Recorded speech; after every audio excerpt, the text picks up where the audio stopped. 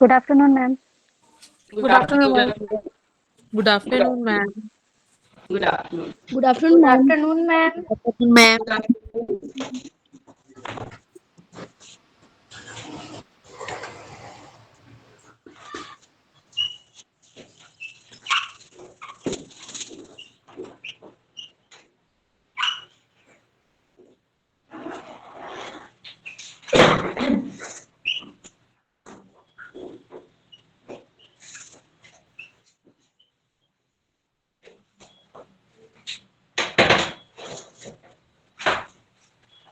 Today we will discuss Kohlberg's theory of moral development. Am I audible? I hope am I audible to all of you? Yes ma'am. Okay. Hindi medium के बच्चे आज हम कर रहे हैं Kohlberg के नैतिक विकास का सिद्धांत। ठीक है, लास्ट क्लास में मैंने आपको स्टोरी सुनाई थी ना। ठीक है, वो जो मेडिसिन चोरी कर लेते हैं तो कौन राइट है कौन रॉन्ग है। ठीक है, तो उस स्टोरी को हम आगे कंटिन्यू करते हैं। स्टोरी तो वहां पे ओवर हो गई, जस्ट ये देखने के लिए कि सब में कितना मोरल डेवलपमेंट तुम्हारे खुद में है, हम सही गलत डिसाइड कर पा रहे हैं नहीं डिसाइड कर पा रहे, उसके लिए वो स्टोरी सुनाई गई थी। ठीक है, और मोरल डेवलपमेंट या नैतिक विकास क्या होता है? To decide between right and wrong, है ना। What is right what hello is ma'am. क्या सही है क्या गलत है, ये समझ पाना, डिसीजन लेना। Hello ma'am, ma'am topic repeat कर दो।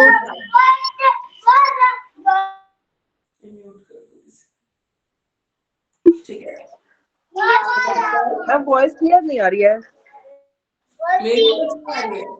No, someone's microphone is unmuted, we are checking. ठीक है, उसको म्यूट कर देंगे तो वॉइस आ जाएगी।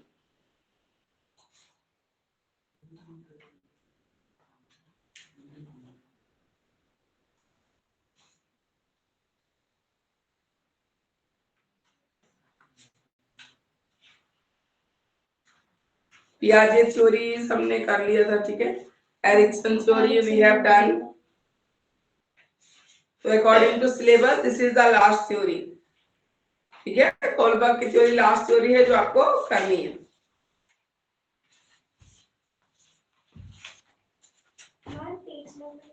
अभी जो हम दोनों के ना बुक्स अलग है। मोरालिटी हिंदी मीडियम वालों को मिल गया? No ma'am.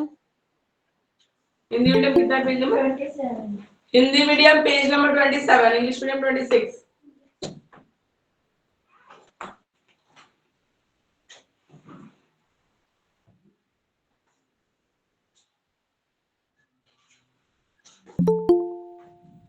तो कोलबर्ग ने बोला कि एक बच्चे में, ठीक है, कैसे कैसे धीरे धीरे स्टार्टिंग से लेके जब तक वो बड़ा होता है कैसे कैसे उसके अंदर मोरल डेवलपमेंट्स होते हैं।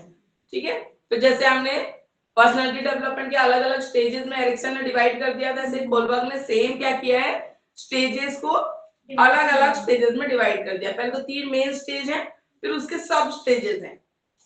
ठीक है, तो कोलबर्ग ने क्या बोला, मोरल डेवलपमेंट का जो पहला स्टेज होता है उसको हम बोलते हैं प्री कन्वेंशनल मोरालिटी। हिंदी में लिखा हुआ है ना, इंग्लिश में बदल लो। ठीक है, हिंदी में क्या है उसका नाम? Pre conventional. ठीक है, तो pre conventional morality. Second stage Kohlberg ने बोला कन्वेंशनल मोरालिटी। थर्ड में बोला पोस्ट कन्वेंशनल मोरालिटी और प्रिंसिपल मोरालिटी। और हर एक स्टेजेस के 2 सब स्टेजेस हैं। ठीक है, अगर एक स्टेज है तो उसके दो दो सब स्टेजेस हैं। तो पहले वाले में आते हैं प्री कन्वेंशनल मोरालिटी। ठीक है, ये छोटे बच्चों के लिए है। ठीक है, तो इसमें 2 स्टेजेस है, एक है पनिशमेंट एंड ओबीडियंस और रिवॉर्ड और पनिशमेंट स्टेज। किसी किसी बुक में, अभी तो आप यही बुक रेफर कर रहे हो, कभी कभी पढ़ोगे तो उसमें रिवॉर्ड एंड पनिशमेंट भी लिखा होता है और कभी उसमें पनिशमेंट एंड ओबीडियंस भी लिखा होता है। एक ही चीज है, सेम है। ठीक है, इसका सेकंड स्टेज है एक्सचेंज स्टेट और स्टेज ऑफ ईगो और सेल्फ इंटरेस्ट ओरिएंटेशन।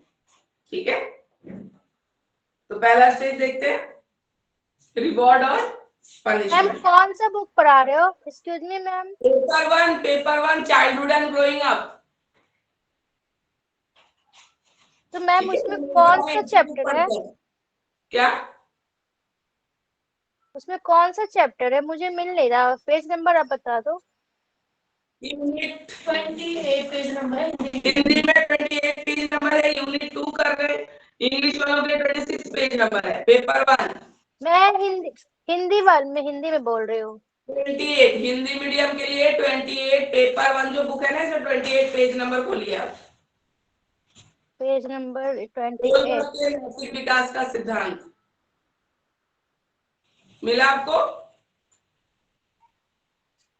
कोलाबर्ग।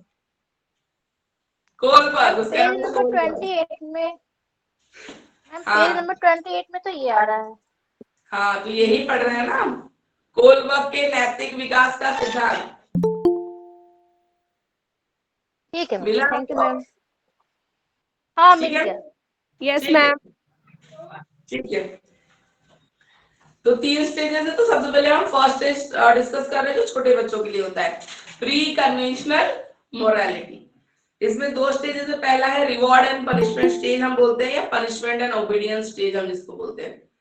अगर मान लो बिल्कुल ही छोटा बच्चा है, ठीक है, उसको आपको कोई अच्छा काम करवाना है, मोरल डेवलपमेंट तो राइट चीज करना ही मोरल डेवलपमेंट है, जहां आप रॉन्ग और राइट के बीच में डिसाइड करते हो और ऑप्ट करते हो कि हम मुझे राइट चीज को ही करनी है, सही काम करना है, ठीक है। तो पहला जो स्टेज है जहां पे बच्चे आपकी बात मानेंगे या अच्छा कुछ करेंगे, उसके लिए क्या होता है, या तो उनको रिवॉर्ड का लालच देते हैं या पनिशमेंट का डर दिखाते हैं, तो ही वो कुछ अच्छा करते हैं।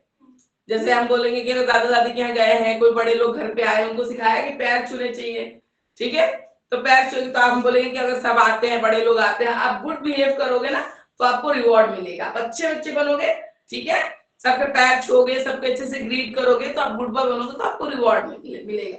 या तो रिवॉर्ड की लालच में कुछ अच्छा कर रहे होते हैं कि मम्मी ने बोला कि आप अच्छा बिहेव करोगे, आप गुड बॉय बनोगे, ठीक है, तो आपको क्या करेंगे, रिवॉर्ड देंगे। तो अभी उनको पता नहीं है कि ये पैर छूने से क्या होता है, क्यों छूना चाहिए, अभी बच्चे छोटे हैं, ठीक है, पर कुछ अच्छा उनसे करवाना है, उनको ग्रीट करना है अच्छे से सबको, ठीक है, चल सबके पैर छूने हैं, बात माननी है, ठीक है। तो क्यों करेगा बच्चा, क्यों, उसको भी रिवॉर्ड का लालच है, मम्मी कह रही है कि मैं अच्छा बिहेव करूंगा तो मुझे कुछ ना कुछ रिवॉर्ड मिलेगा, मेरी पसंद का टॉय मिलेगा, चॉकलेट मिलेगा, कुछ भी मिलेगा, छोटे बच्चे हैं। या तो दूसरा होगा पनिशमेंट का डर, कि मम्मी बोलेगी अगर आपने आज अच्छा बिहेव नहीं किया या आप अच्छे बच्चे नहीं बने या आपने ऐसे किया, ठीक है, तो आपको पनिशमेंट मिलेगी, ठीक है, आपको पनिशमेंट मिलेगी, आज आपका खेलने जाना बंद पार्क में। छोटे बच्चों की पनिशमेंट ऐसी ही होती है ना, और क्या करेगा कोई, तो बोले या तो छोटे बच्चों से अगर मुझे सही काम करवाना है, सिखाना है, ठीक है, कि सही चीज करनी है, तरीका 2 ही है, या तो आप रिवॉर्ड का लालच दो या पनिशमेंट का डर दिखाओ, ठीक है। 2 चीजों के डर से क्या होती है, उनकी मोरालिटी जाती है, डेवलप होती है, समझ लो, ठीक है। मोरालिटी क्या, कोई भी काम है, सही काम है, वो इसी 2 कंडीशन में करेंगे, या तो उनको रिवॉर्ड का लालच दिया जाए या पनिशमेंट का डर दिखाया जाए। तो छोटे बच्चों की जो टीचर्स होती हैं वो भी अपना होमवर्क वगैरह पूरा कराने के लिए 2 चीजें ही अप्लाई करती हैं। अच्छी चीज पढ़ेगा तो कुछ सीखेगा, अच्छी चीज है ना, मोरली करेक्ट चीज है कि घर जाके होमवर्क करना है, एक हैबिट डेवलप करना है, जैसे बच्चे छोटे हैं धीरे धीरे बड़े होंगे तो रोज पढ़ने की आदत पड़ेगी इससे, है ना। तो या तो रिवॉर्ड का लालच है या पनिशमेंट का डर है, ठीक है ना, 2 चीजें होती हैं। तो 2 चीजों के डर के मारे, मतलब या तो रिवॉर्ड के लालच में वो अच्छा काम कर रहे होते हैं या पनिशमेंट के डर से अच्छा काम कर रहे होते हैं। Hello madam, second, madam. Yes, hello हाँ जी मैडम, बोलिए। ये पेपर कितना पेपर है मैडम? हमको हम सिलेबस क्या लेना है हमको पता नहीं मैडम।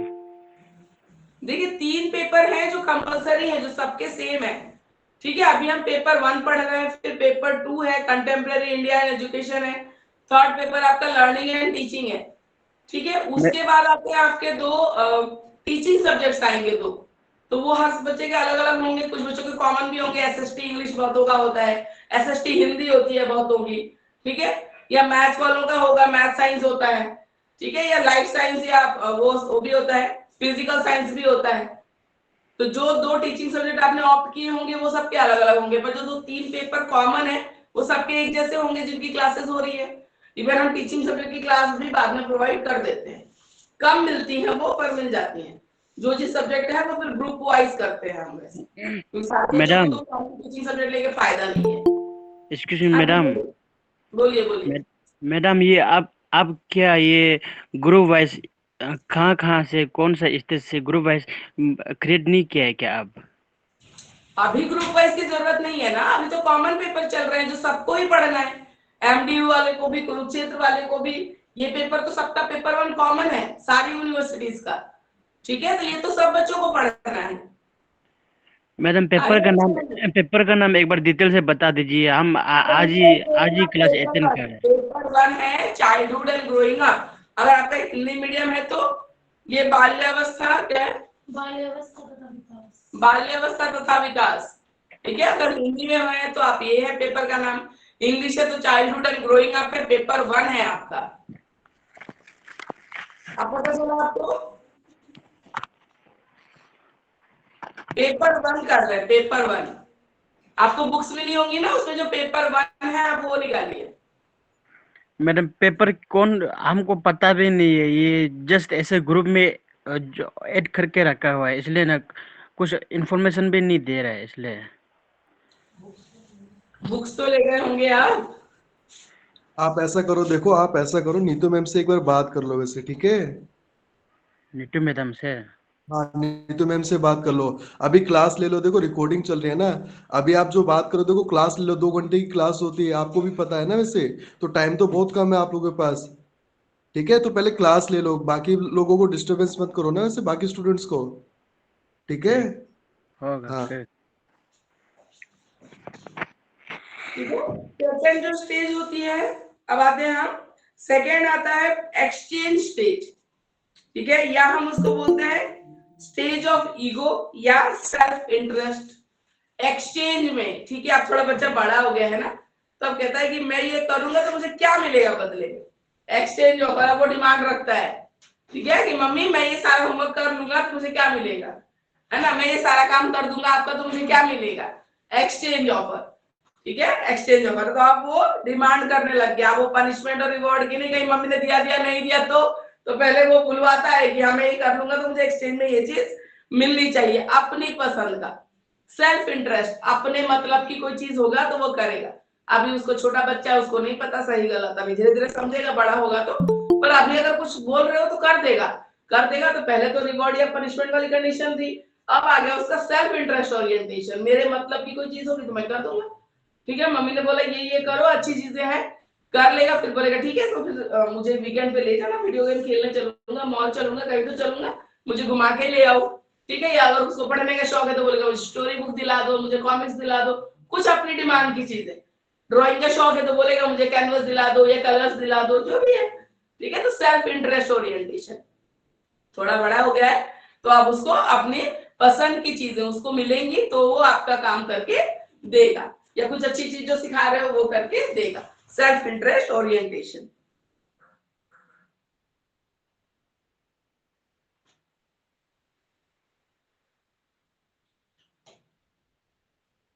ठीक है। उसके बाद आते हैं सेकंड स्टेज, प्री कन्वेंशनल के बाद आते हैं हम कन्वेंशनल मोरालिटी, ठीक है, conventional morality.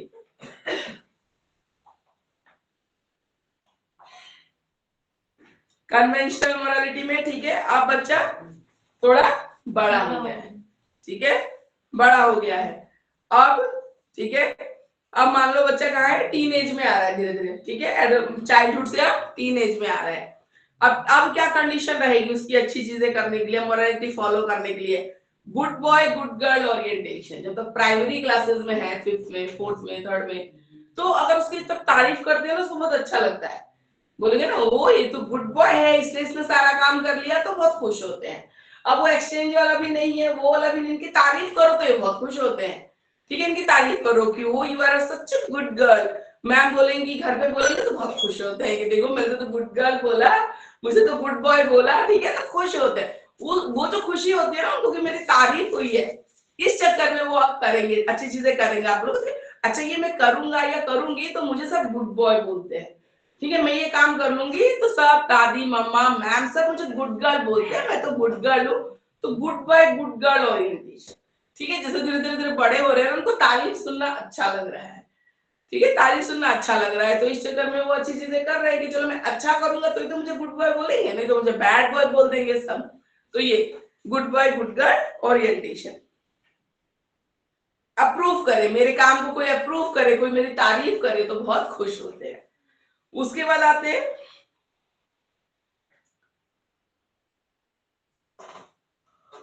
Good boy good girl में, ठीक है, क्या है, जैसे good boy good girl orientation में क्या चीज है लॉयल्टी के लिए, कि अपनी फैमिली के लिए, अपने ग्रुप में जो फ्रेंड्स हैं उनकी बात मानो, ठीक है, तो आप गुड बॉय हो। One earns acceptance by being nice, ठीक है, आप अच्छे बन के ही एक्सेप्टेंस लेते हो, है ना, आप उसकी बात मानोगे, बात काटोगे तो तुम बुरे ही हो गए, चाहे आज के डेट में भी हो, किसी की बात तुमने नहीं मानी तो फिर तुम्हें अच्छा बोलेगा ही नहीं। तो ये सब चीजें होती है, ठीक है। उसके बाद आते हैं सेकंड स्टेज, उसमें होता है stage of respect for social system और stage of law and order maintaining the social order. अभी एडोलेसेंट में बच्चा है, ठीक है, तो अभी जो चीजें कर रहा है वो लॉ के डर से, या सोसाइटी में जो सिस्टम बना है ना उसके डर से कर रहा होता है, ठीक है। अगर बड़ा हो गया, मान लो स्कूटी चलाना सीख रहा है, बाइक चलाना सीख रहा है, तो हेलमेट पहन के जाना है, उसको वैसे तो अच्छा लगता है कि चलो बिना हेलमेट के हम बाइक लेके चले, पर क्यों मानेगा, क्योंकि अगर ट्रैफिक वाले ने पकड़ लिया तो पैसे देने पड़ेंगे, फिर मम्मी डांटेगी, पापा से डांट पड़ जाएगी।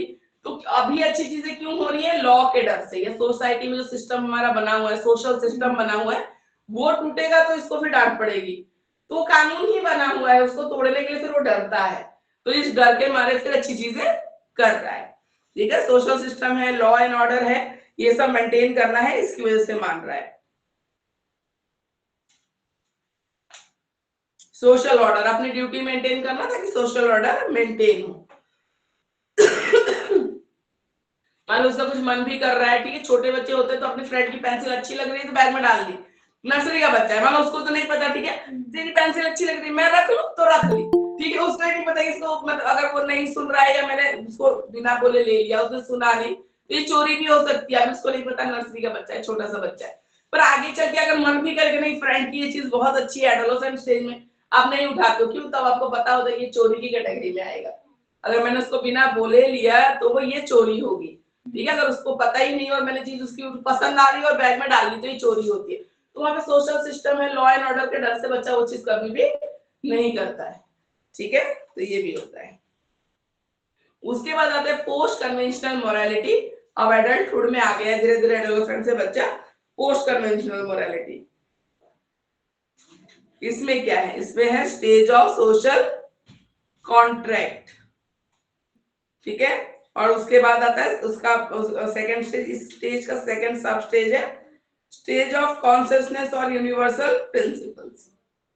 स्टेज ऑफ सोशल कॉन्ट्रैक्ट मतलब इस स्टेज पे आके आप बड़े हो गए हो तो आप अच्छी चीजें इसलिए करते हो कि आप कम्युनिटी के लिए अपनी रेस्पॉन्सिबिलिटी समझते हो, ठीक है। अगर आप मान लो बाहर जाते हुए कुछ भी खा रहे हो, मेट्रो में भूख लगी, खाया भी है और उसको अपने बैग में रैपर डाल के घर ला रहे हो कि डस्टबिन डालूंगा, कहीं मुझे डस्टबिन दिख गया तो मैं वहां डालूंगा, मेट्रो में नहीं फेंकना है, तो अब आप उस स्टेज पे हो जहां पे आपको बाहर से बताने की जरूरत नहीं है, आप अपनी रेस्पॉन्सिबिलिटी समझते हैं टुवर्ड्स द कम्युनिटी सोसाइटी, तो इसीलिए जो अच्छी चीजें हैं आप वो मान रहे हैं या कर रहे हैं, ठीक है, तो ये है सोशल कॉन्ट्रैक्ट इसको बोलते हैं, ठीक है।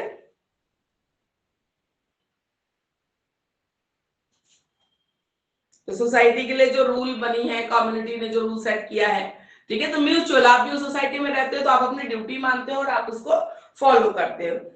उसका लास्ट स्टेज होता है एकदम, ठीक है, एंड वाला स्टेज जहां यूनिवर्सल प्रिंसिपल की बात होती है, यहीं पे आता है जब आप इतने मैच्योर हो चुके होते हो कि आप दो मोरालिटी के बीच में यू कैन चूज, कि जान बचाने के लिए झूठ बोलना पड़ता है तो बोल दो, कोई बात नहीं, जान बचाना ज्यादा प्रायोरिटी, ठीक है, ये जान बचाने के लिए चोरी करनी पड़ रही है तो कर लो, क्योंकि जान चली जाएगी तो नहीं आएगा, जिससे चुराया उसको वापस भी दे सकते हैं कल ले जाके, ठीक है, तो ये चीज है। तो ये फाइनल स्टेज होता है जब आप बहुत इतना मेच्योरिटी पे आप होते हो जहां पे आप दो चीजें, अगर दोनों ही मतलब दोनों ही गलत है, ठीक है, या दोनों ही सही है, तो पहले मुझे कौन सा करना है, ठीक है, तो ऐसी चीजों में भी आप चूज कर सको, या एक्सट्रीम सही और एक्सट्रीम गलत भी होता है, ठीक है, ऐसा भी होगा कंडीशन जो आप मतलब बहुत कंफ्यूज रहोगे फिर भी आपको एक डिसीजन लेना होता है तो आप लेते हो, ठीक है, तो उसको बोलते हैं यूनिवर्सल प्रिंसिपल, जिसमें कुछ ऐसी चीजें होती हैं जिसमें एक अच्छी चीज करने के लिए एक बुरी करनी पड़ती है तो भी इंसान करता है, ठीक है, तो भी आप करते हो। मोरल रीजनिंग लास्ट वाले स्टेज में एब्स्ट्रैक्ट रीजनिंग पे बेस्ड होता है। एब्स्ट्रैक्ट चीजें वही होती है जिनको आप छू नहीं सकते, देख नहीं सकते, ठीक है, सोच सकते हो, ठीक है, सोच सकते हो, इमेजिन कर सकते हो, तो एब्स्ट्रैक्ट रीजनिंग पे होती है। एथिकल यूनिवर्सल एथिकल प्रिंसिपल्स पे होता है। हम बोलते हैं ना कभी कभी किसी ने कुछ किया तो this is not ethically right, बोलते हैं ना, ठीक है, एथिकली ये सही नहीं था, मतलब ये नहीं करना चाहिए था और आपने किया है, ठीक है। एथिकल कुछ ऐसे रूल हैं जो कहीं बुक में तो नहीं लिखे हैं, लेकिन अनसेड कुछ रूल्स जो बने हुए हैं, जो हमें पता है। सभी ने बोला कि जान बचाना ज्यादा जरूरी है, ठीक है, जान बचाना ज्यादा जरूरी है। हमारे ग्रंथों में बहुत सारी चीजें लिखी भी हुई है, ठीक है ना, कुछ कुछ अच्छी चीजें, बहुत अच्छी बातें, बहुत ऐसी बुक्स भी हैं पुरानी पुरानी जिनमें लिखी भी हुई है चीज की ये चीज हमें करनी चाहिए, ये चीज सही होती है। जैसे पहले बोलते थे धर्म की रक्षा के लिए जान दे देते थे लोग, ठीक है ना, 4 साहिबजादे, ठीक है। अभी जो आई थी गैजेट हॉलीडे था सैटरडे को, छोटे छोटे बच्चे थे उनको दीवारों में चिनवा दिया क्योंकि उन्होंने मुगलों का धर्म मानने से मना कर दिया था, ठीक है ना। गुरु तेग बहादुर जी थे, उनकी फैमिली को पूरा खत्म कर दिया था।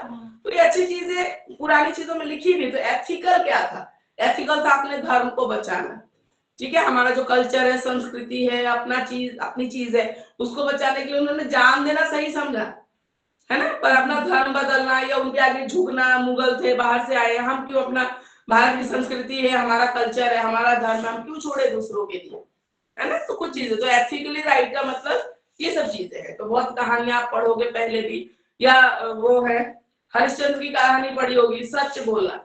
सच के पीछे राज्य छूट गया, बेटा छूट गया, वाइफ छूट गई, सब छूट गया, पर उन्होंने सच बोलना नहीं छोड़ा।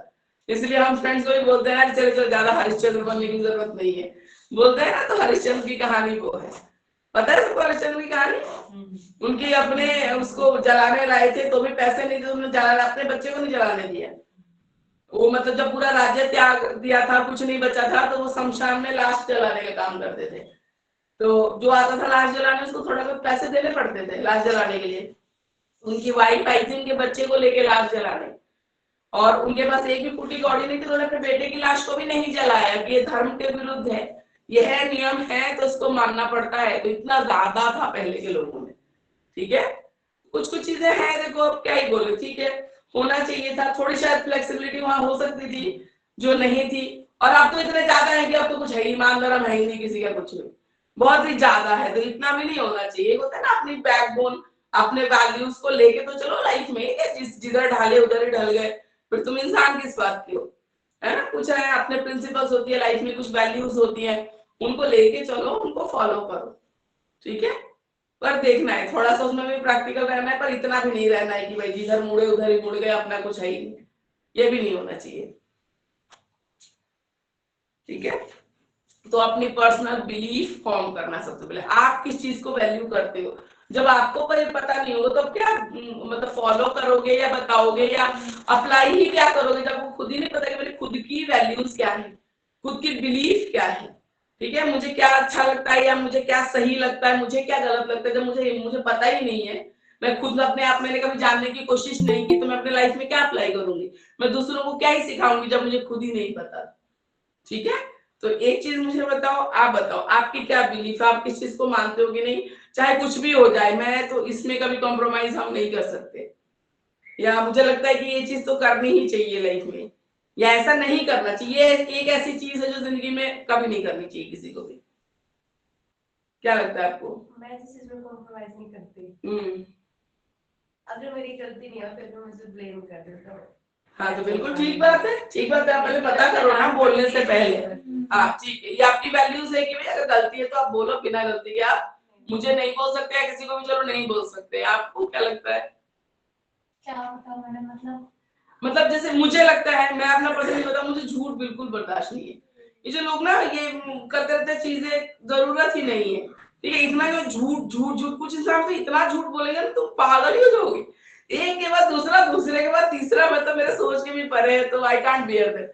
झूठ बोलना मुझे बिल्कुल नहीं पसंद, मतलब इतना झूठ बोलने वाले लोग ही मुझे नहीं पसंद है।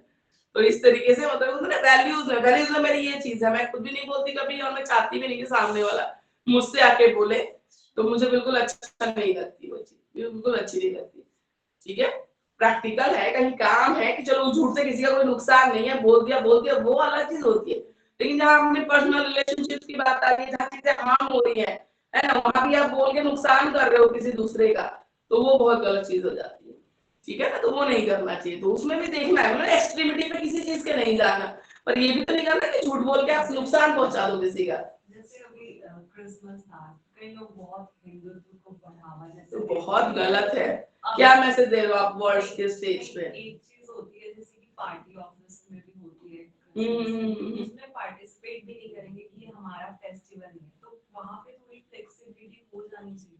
अरे होनी चाहिए, क्यों नहीं होनी चाहिए। आप अपना घर मानो, तो आपके इतने भी ऑफिस में जो लोग जा रहे दे आर एडल्ट है ना, सब एडल्ट है ना। अगर मैं यहाँ पे क्रिसमस पार्टी सेलिब्रेट की तो मैं अपना रिलीजन थोड़ी छोड़ रही हूँ, हैप्पीनेस का ओकेजन है ना, ये एक बहाना है, खुश होने का एक बहाना है। सारी दुनिया सेलिब्रेट कर, एक दिन के सेलिब्रेशन से आपकी वैल्यूज थोड़ी चेंज हो जा रही है।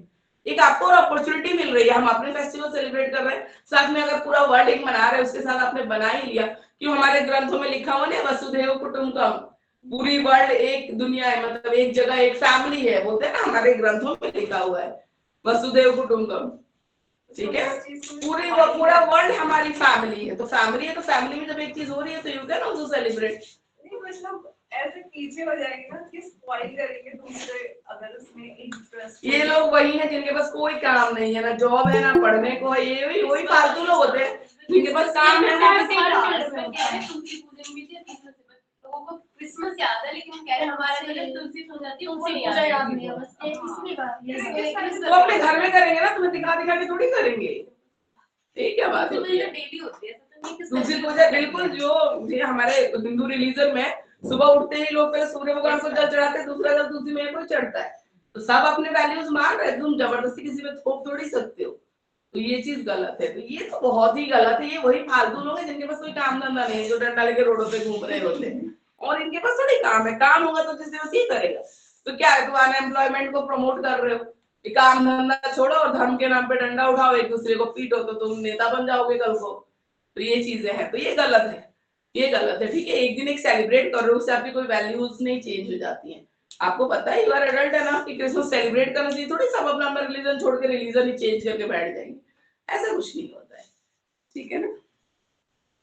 तो समझ में आया कुछ स्टेजेस समझ में, ठीक है। पहली स्टेज है प्री कन्वेंशनल मोरालिटी, जिसमें दो स्टेज है, रिवॉर्ड और पनिशमेंट। छोटा बच्चा है, या तो रिवॉर्ड के लालच में अच्छा काम करेगा या पनिशमेंट के डर से अच्छा काम करेगा। सेकंड, जब थोड़ा बड़ा हो जाएगा तो सेल्फ इंटरेस्ट ओरिएंटेशन आ जाता है, एक्सचेंज ऑफर, मम्मा मैं ये करूंगा तो मुझे क्या मिलेगा, ठीक है, या दादी मैं ये करूंगा तो मुझे क्या मिलेगा, ठीक है, ऐसा।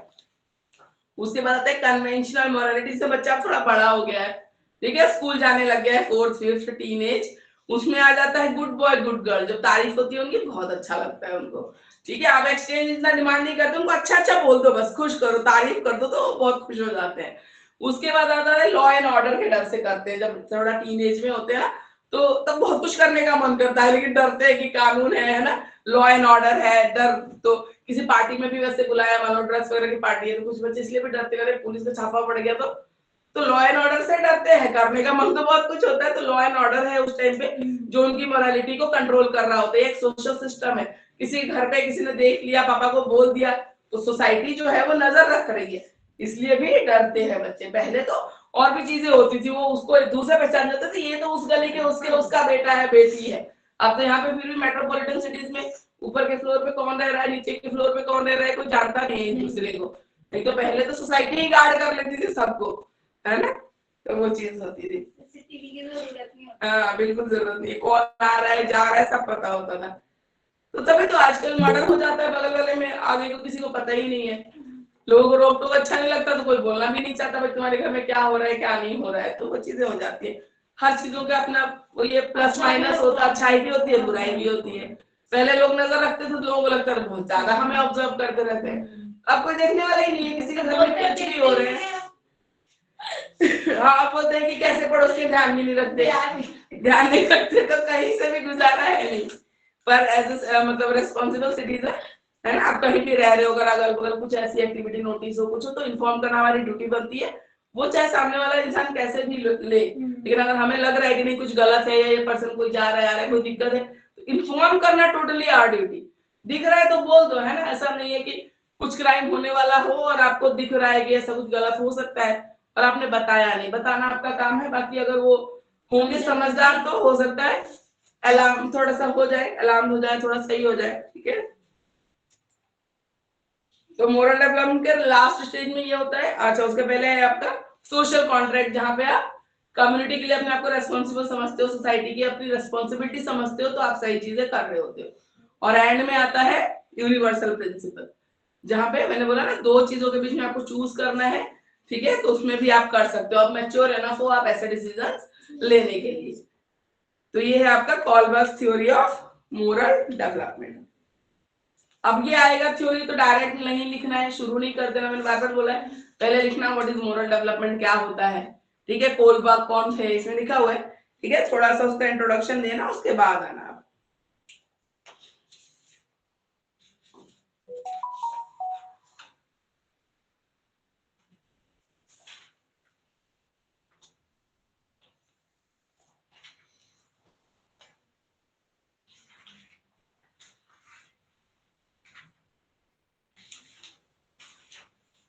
बाहर दूसरे न्यूज़पेपर्स में अभी इंटरनेशनली ये छपा है कि क्रिसमस पे इंडिया में ये सब हुआ, तो अगर हम खुद ही ये सब करते हैं, फिर बांग्लादेश में जो माइनॉरिटी है, माइनॉरिटी के साथ आप गलत कर रहे हो, तो बांग्लादेश में हिंदू भी तो माइनॉरिटी है, फिर उसके साथ गलत कर रहे हैं, तो हम दूसरी कंट्री के लिए बोल रहे हैं, पर हम अपनी कंट्री में खुद के माइनॉरिटी के साथ क्या कर रहे हैं। आपको नहीं पार्टिसिपेट करना, आप घर बैठे हो, तुमको कौन बोल रहा है। ठीक है, आपको नहीं पार्टिसिपेट करना, कोई दिक्कत नहीं, आपको कोई थोड़ी जबरदस्ती पकड़ के ले जा रहा है कि नहीं तुम सेलिब्रेट करो चल के, कोई नहीं बोल रहा है। ठीक है, सबकी अपनी पर्सनल चॉइस है ना, डेमोक्रेटिक कंट्री है, आपको नहीं क्रिसमस सेलिब्रेट करना, आपकी चॉइस है, आपको करना है, आपकी चॉइस है। ठीक है, आप एक दिन जाते हो बाहर सेलिब्रेट करते हो, थोड़ा बच्चे घूम लेते हैं, खा पी के घूम फिर के चले आ रहे हैं, तो इससे नुकसान तो आई डोंट थिंक सो किसी का हो रहा है।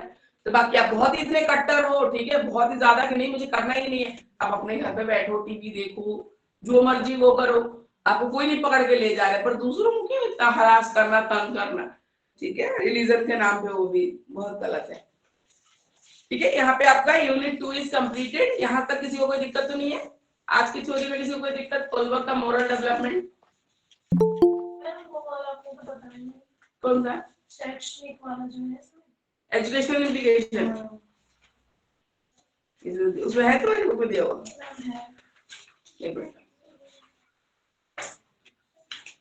एजुकेशनल इम्प्लीकेशन इसमें यही आता है कि वैल्यूज फॉर्म करना। एज अ टीचर आप पढ़ा तो रहे हो, साथ के साथ हमें कोशिश करनी चाहिए कि अच्छी वैल्यूज आप इनकलकेट कर पाए अपने बच्चों में, अच्छी चीजें सिखाएं, और आजकल पढ़ाने से ज्यादा ये सब सिखाना बहुत ज्यादा जरूरी है।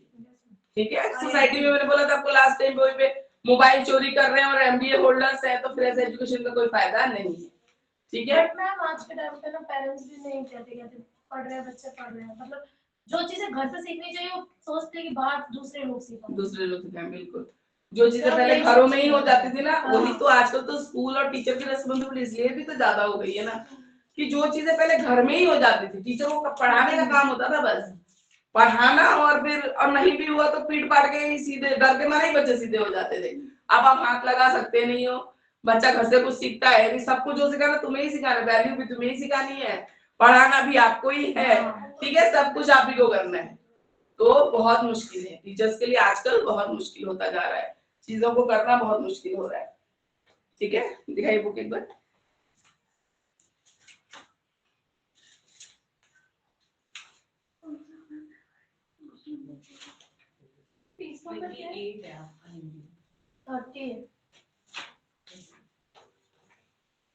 ये लिखा है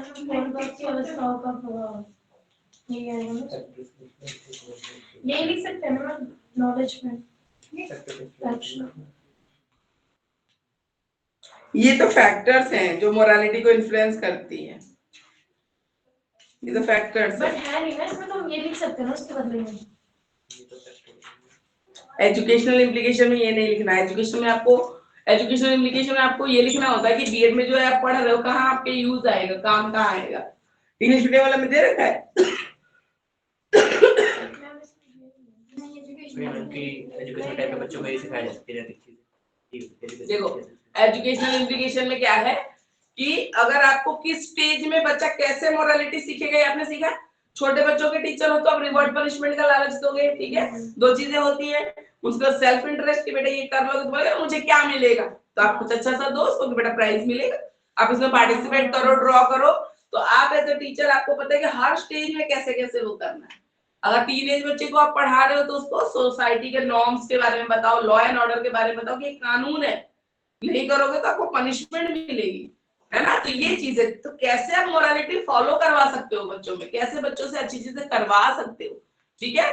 तो ये चीज है, छोटे बच्चों को बोलो, मान लो कोई टीचर है, ठीक है, वो अगर बोलती है कि बेटा आप जो पानी पीते हो स्कूल में, ठीक है, वाटर बॉटल में जो पानी बच जाता है उसको ले जाके प्लांट्स में डाल दिया करो, फेंका अपने वाटर बॉटल का जरूर पानी बचा हुआ प्लांट्स में डाल दो। तो सीखा, उसको कल बोलो कि oh you are such a good boy, कितना खुश हो जाएगा। छोटे बच्चे हैं, ठीक है, good boy good girl orientation में है, तो आप ये कर सकते हो रिवॉर्ड का कि जो भी ऐसा गुड वर्क कोई करेगा उसका नाम मैं यहाँ पे चार्ट बना हुआ है उसमें मैं डाल दूंगी रोज कि आज आपने कुछ अच्छा काम किया, दिस इज रिवॉर्ड लिस्ट, कुछ भी कर सकते हो, है ना। तो एज अ टीचर ये आपके ऊपर डिपेंड करता है। तो ये आप अगर आप जानोगे कि कौन से स्टेज में मोरालिटी कैसे फॉलो करते हैं बच्चे, अच्छी चीजें कब करेंगे, क्या आप करोगे उनके साथ तो करेंगे, तो ये जब आपको जानकारी होगी तो आप छोटे बच्चे के टीचर हो या टीनेज तक सब कुछ बता रखा है सारे स्टेजेस, तो उस हिसाब से आप बच्चों को पढ़ाई के साथ साथ वैल्यू भी, अच्छी चीजें भी सिखा सकते हो। ये है एजुकेशनल एप्लीकेशन, ठीक है। और फैक्टर्स भी है कुछ, एक मिनट, जो मोरल डेवलपमेंट को इफेक्ट करते हैं, इसमें आता है moral thinking and moral behaviour, ठीक है।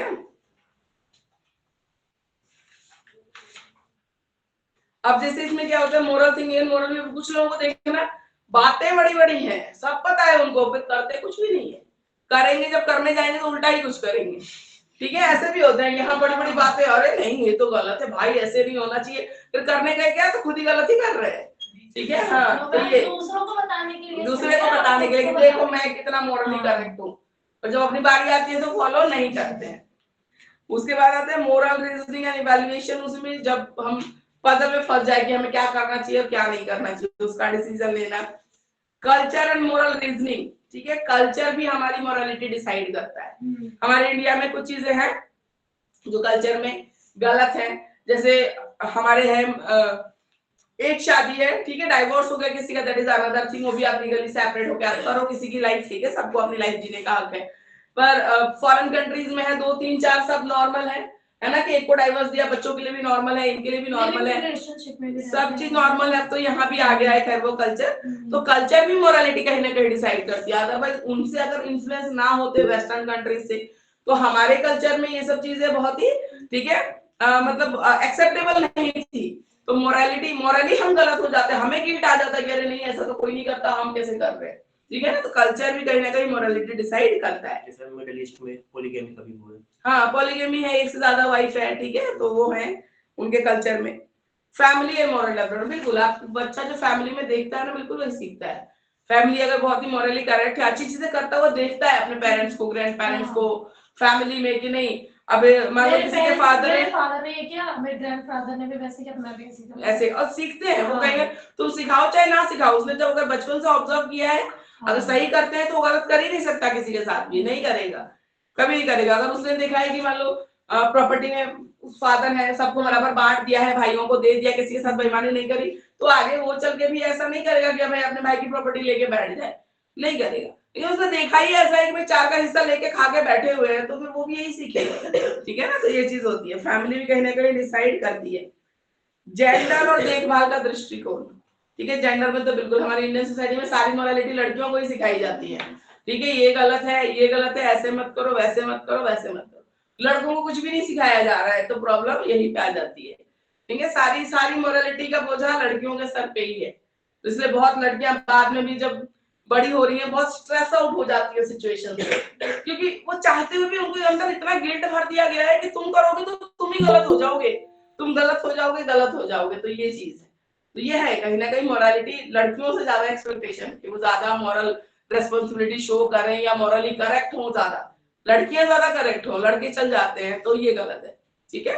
दोनों ही है, सोसाइटी का एक पार्ट है, वुमेन हो चाहे मैन हो, चाहे जब वो बच्चे हैं छोटे हैं, तो अगर एक को सिखाया जा रहा है तो दूसरे को भी सिखाइए। अगर गर्ल को सिखा रहे कि खाना खा के प्लेट सिंक में रखना है, तो बॉय को भी वो आना चाहिए कि खाना खा के प्लेट सिंक में रखना है। घर की सिस्टर है, ब्रदर है, 2 भाई बहन होते हैं, एक को बोला जाता है भाई का भी उठा के ले जाना, भाई का क्यों उठा के ले जाना, वो कहेंगे प्रधानमंत्री लग रहा है, नहीं उठाना, उसको सिखा लो तो उठा लेगा, ठीक है ना।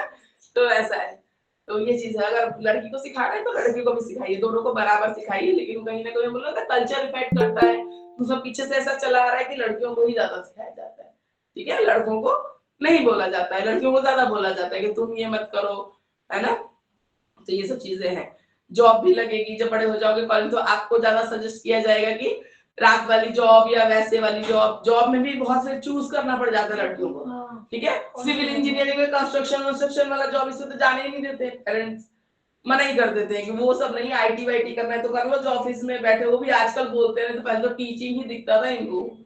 ठीक है, आप पता ही नहीं टीचिंग में इतना एक्सप्लॉइटेशन है प्राइवेट सेक्टर में, इसका कोई हिसाब नहीं है। ठीक है, बहुत ज्यादा है। इसलिए कोशिश करो कि वो जितना अच्छी चीजों में जा सकते हो वहां पे जाओ। प्राइवेट सेक्टर कुछ बहुत अच्छे अच्छे एनजीओ हैं जो टीचर्स को बहुत अच्छा पे स्केल देते हैं। तो खाली ये अगर गवर्नमेंट हुआ तो अच्छी बात है, नहीं भी हो तो खाली प्राइवेट स्कूलों के पीछे मत भागो, और भी बहुत ऑप्शन है। ठीक है ना, और भी बहुत ऑप्शन है, उसमें भी चेक आउट किया करो। एनजीओ वगैरह है, हाँ हाँ कंपनीज है। जो जैसे आपका ये चैप्टर है, मान लो 8 क्लास का कोई चैप्टर है, उसका डिजिटल कुछ कंटेंट बनाना है, ठीक है, उसमें आपकी हेल्प लगेगी। भी आप टीचर हो, आपको पता है उस कंटेंट को कैसे डिजिटलाइज किया जाए, उसमें आप गाइड कर सकते हो, आप एक्सपर्ट बन सकते हो। बुक्स पब्लिश होती हैं, वहां पे 50 काम है, खाली इसी में मत लगे रहना। ठीक है, लेकिन बुक्स वगैरह लिखने का भी, अगर किसी की राइटिंग अच्छी है, क्रिएटिव राइटर हो, आप अच्छा लिखते हो, आप अच्छे से अरेंज कर सकते हो, आर्टिकल वगैरह लिखते हो, तो आप राइटिंग में जा सकते हो, बुक्स पब्लिशिंग में चले जाओ, उसमें अच्छा है। प्रूफ रीडर बन जाओ, उसमें पैसा है, सब में पैसा है। स्टार्टिंग में तो देखो हर जगह स्ट्रगल है ना, कोई भी बिल्कुल फ्रेशर कोई एकदम से बहुत नहीं, लेकिन एक ही सेक्टर को पकड़ के मत बैठो, कंपटीशन इतना ज्यादा है।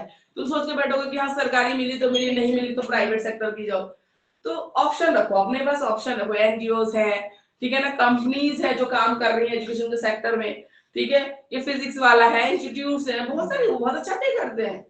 ठीक है, अगर आप नीट जेईई नहीं भी पढ़ा रहे हो तो ओलंपियाड का भी खुला हुआ है हर जगह, एलएम ने भी खोल रखा है, फिजिक्स वाला ने भी खोल रखा है। आप छोटे बच्चों को तो पढ़ा ही सकते हो, 6 to 8 की जो ओलंपियाड वगैरह की प्रिपरेशन कराते हैं, फर्स्ट टू फिफ्थ उसमें पढ़ा सकते हो, और बहुत अच्छा पे करते हैं, कोई दिक्कत नहीं है उसमें। ठीक है ना, तो ये सब चीजें भी हैं, आप किसी दूसरे में भी जा सकते हो, तो ऑप्शन लेके चलना। एक ही चीज में चलो फिर नहीं होता तो फिर इंसान फ्रस्ट्रेट हो जाता है, 2-4 ऑप्शन लेके चलना। और अभी जब तक अनमैरिड हो तो आप मॉर्निंग से इवनिंग वाली जो पब्लिकेशन हाउस वगैरह में जो बुक्स होती है, प्रूफ रीडिंग की हो गई, या आप सब्जेक्ट मैटर एक्सपर्ट होते हो, एसएमई बोलते हैं उसको, तो उन सब के लिए वर्किंग आवर्स होते हैं 6 o'clock तक होते हैं, 10 to 6 होता है, ऑफिस टाइमिंग्स होती है। और बहुत कुछ आप सीखोगे, कैरियर में ग्रो करोगे। और जब तक अनमैरिड हो आपको टाइमिंग का कोई इशू है नहीं, आराम से करो, सीखो, बहुत चीजें सीखने को मिलती है ना। तो एक ही ऑप्शन पकड़ के बैठने की जरूरत नहीं है। प्राइवेट सेक्टर में भी वहां जाना जहाँ सैलरी बढ़िया मिले, सब कुछ अच्छा हो, तो वहां पे बिल्कुल करो। और नहीं समझ में आ रहा है तो और भी ऑप्शन सर्च कर सकते हो। ठीक है ना, चलिए यहाँ पे आपका यूनिट 2 ओवर होता है। यूनिट 3 पे आते हैं, social context of development. Social context of development, unit 3। Online students, unit 3 we are going to start unit 3, social context of development.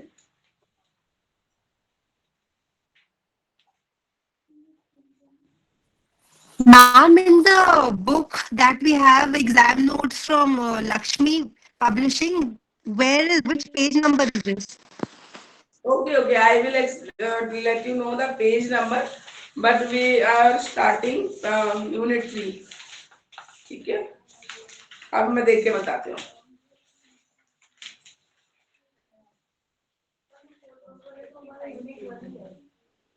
Unit 1 में अच्छा ये वाली बुक है ना, मेरे पास पुरानी वाली लावाई पड़े, अंडरस्टैंडिंग इंडिविजुअल।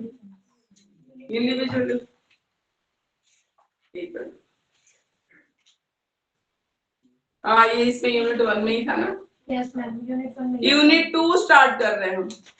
नहीं तो फिर तो आपके सिलेबस के हिसाब से रुक जाओगे, पेरेंटिंग स्टाइल भी इसी में ही है, पीछे नहीं है, देख लेते हैं। ठीक है, एडिक्शन हो गया, फैक्टर्स अफेक्टिंग ग्रोथ तो हम पहले कर लिया था, हेरिडिटी डेवलपमेंट हमने कर लिया था। हाँ, तो इसके बाद हम करेंगे ग्रोथ एंड मैच्योरेशन भी हमने कर लिया था। एक पॉइंट भी याद आ रहा है आपको, मैंने बोला था अगर कोई चीज सीखनी हो तो उसके लिए पर्टिकुलर मैच्योरिटी चाहिए, ग्रोथ एंड मैच्योरेशन तो ये हो चुका है हमारा। उसके बाद अभी हम करेंगे पेरेंटिंग स्टाइल पे, पहले पेरेंटिंग स्टाइल करेंगे यूनिट 1 ही में ही है अभी। ठीक है, आपके ना बुक में ये सारे टॉपिक्स यूनिट 1 में ही है, तो अभी जो टॉपिक डिस्कस कर रहे हैं this is parenting style. Parenting style, इसमें से एक लॉन्ग क्वेश्चन आ सकता है, आता है। ठीक है, पेरेंटिंग स्टाइल से भी आ जाता है। कौन सी पेज नंबर है? में आता था पर अभी लॉन्ग में आने लग गया है। हिंदी में 41 है पेरेंटिंग। कौन सी पेज है? क्या है पेज नंबर 41? हाँ, हिंदी में 41 है और इंग्लिश में 39 है। एग्जाम का पैटर्न कैसे होता है? 80 मार्क्स का पेपर आएगा आपका, 16 के आते हैं, ठीक है। हाँ, और एक 16 वो होता है जिसमें 4 मार्क्स के 4 आपके शॉर्ट नोट होते हैं और बाकी लॉन्ग आएंगे, ऑप्शन आता है सब में, ठीक है। सब हर चैप्टर से एक एक समझ लो आप, ठीक है, ऐसे आएंगे, ऑप्शन आते हैं, कोई दिक्कत नहीं, 2 क्वेश्चन तो देते ही है। और हम लोग जो बोलते हैं ये सब तो कॉमन है, जो आएंगे ही, तो तैयारी कर लोगे तो आराम से हो जाता है।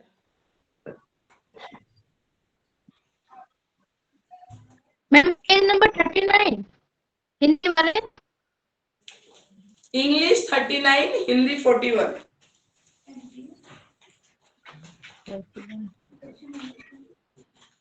परवरिश शैलियों का बाल्यावस्था एवं किशोरावस्था के विकासात्मक पक्षों पर प्रभाव। हाँ वही है parenting style. Okay,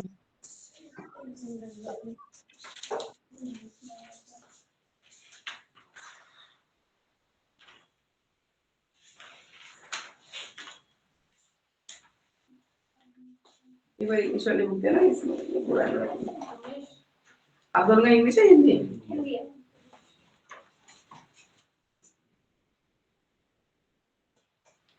different types of parenting style. Parenting क्या होती है? बच्चों की परवरिश करना, किस तरीके से आप बच्चों को बड़ा कर रहे हो, ठीक है, दैट इज पेरेंटिंग, ठीक है। सब अपने बच्चों को, आपके मदर फादर ने आप लोगों को बड़ा किया, आगे की जनरेशन है, ठीक है, आप अपने बच्चों को बड़ा करोगे तो पेरेंटिंग स्टाइल होती है किस तरीके से बड़ा कर रहे हैं, ठीक है। आपने भी देखा होगा, इसमें भी फर्क होता है, ठीक है। कुछ मदर फादर होते हैं बहुत स्ट्रिक्ट रहेंगे अपने बच्चों के साथ, कुछ होंगे फ्री रहते हैं बिल्कुल, ठीक है, ज्यादा प्रेशराइज नहीं करते बच्चों को, कुछ होते हैं बहुत प्रेशराइज करते हैं आपको ऐसे ही करना है, इतने ही परसेंटेज मार्क्स आने चाहिए, कुछ होते हैं कूल भी होते हैं और फ्री के सपोर्ट भी करते हैं अपने बच्चों को, एक बैलेंस में होता है। कुछ होते हैं केयरलेस होते हैं, बिल्कुल केयरलेस, हाँ बिल्कुल होते हैं, नेग्लिजिबल, ठीक है, वो ध्यान ही नहीं देते, बच्चा जो कर रहा है नहीं कर रहा है नहीं कर रहा है। और होती है प्रॉब्लम तो रानी वानी किसी और के ही घर पल रहा होता है बच्चा, माँ बाप को अपनी फ्रीडम चाहिए, उनको कोई लेना देना है नहीं। बहुत केस में ऐसा भी देखने को मिलता है, दादी के पास पल रहा है बच्चे या तो नानी के पास पल रहा है, इनके पास टाइम ही नहीं है, ठीक है, बहुत ही केयरलेस। तो कुछ पेरेंट्स ऐसे भी होते हैं कि जो करेगा कर लेगा, ठीक है, तो ऐसा है। या तो देखो कभी जेन्युइन ही प्रॉब्लम होती है कि मदर फादर रियल में इतना स्ट्रगल कर रहे हैं अर्निंग के लिए कि वो नहीं ध्यान दे पा रहे, और कभी कभी चॉइस होती है जिसमें दोनों को फ्रीडम चाहिए होती है, जहां पे बच्चे को वो ध्यान नहीं दे पाते, तो 2 केसेस होती है। मजबूरी वाला भी होता है बहुत लोगों का सीन, और बहुत का ऐसा होता है कि हमें फ्रीडम चाहिए, एक ही बच्चा है और वो भी दादी नानी के घर पे रह रहा है, वैसा भी होता है। तो इसी को बोलते हैं पेरेंटिंग स्टाइल, ठीक है। तो देखते हैं अभी कौन कौन से पेरेंटिंग स्टाइल है, एग्जैक्ट उनके नाम है, पैटर्न है, वो हमें पढ़ने हैं। ऑथोरिटेटिव स्टाइल, एक बार हिंदी इंग्लिश में दिया हुआ ना ब्रैकेट में वर्ड्स,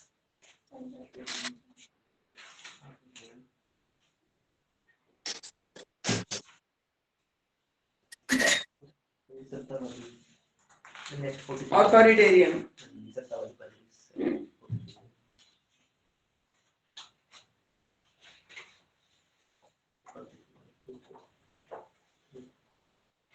ये बैलेंस करेक्ट, 43 पेज ऊपर का नीचे।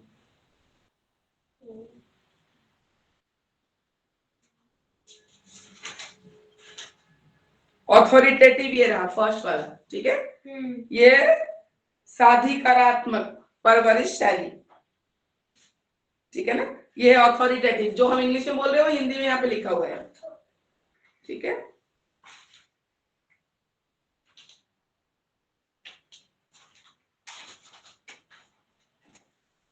ये देखिए ऑथोरिटेटिव है, फिर ऑथोरिटेरियन है, ठीक है, लिखा हुआ है हिंदी में जो फर्स्ट है, ठीक है, वही आपका ऑथोरिटेटिव पेरेंटिंग है। ऑथोरिटेटिव और ऑथोरिटेरियन अलग अलग होता है, ठीक है, तो इस चीज का ध्यान रखिएगा।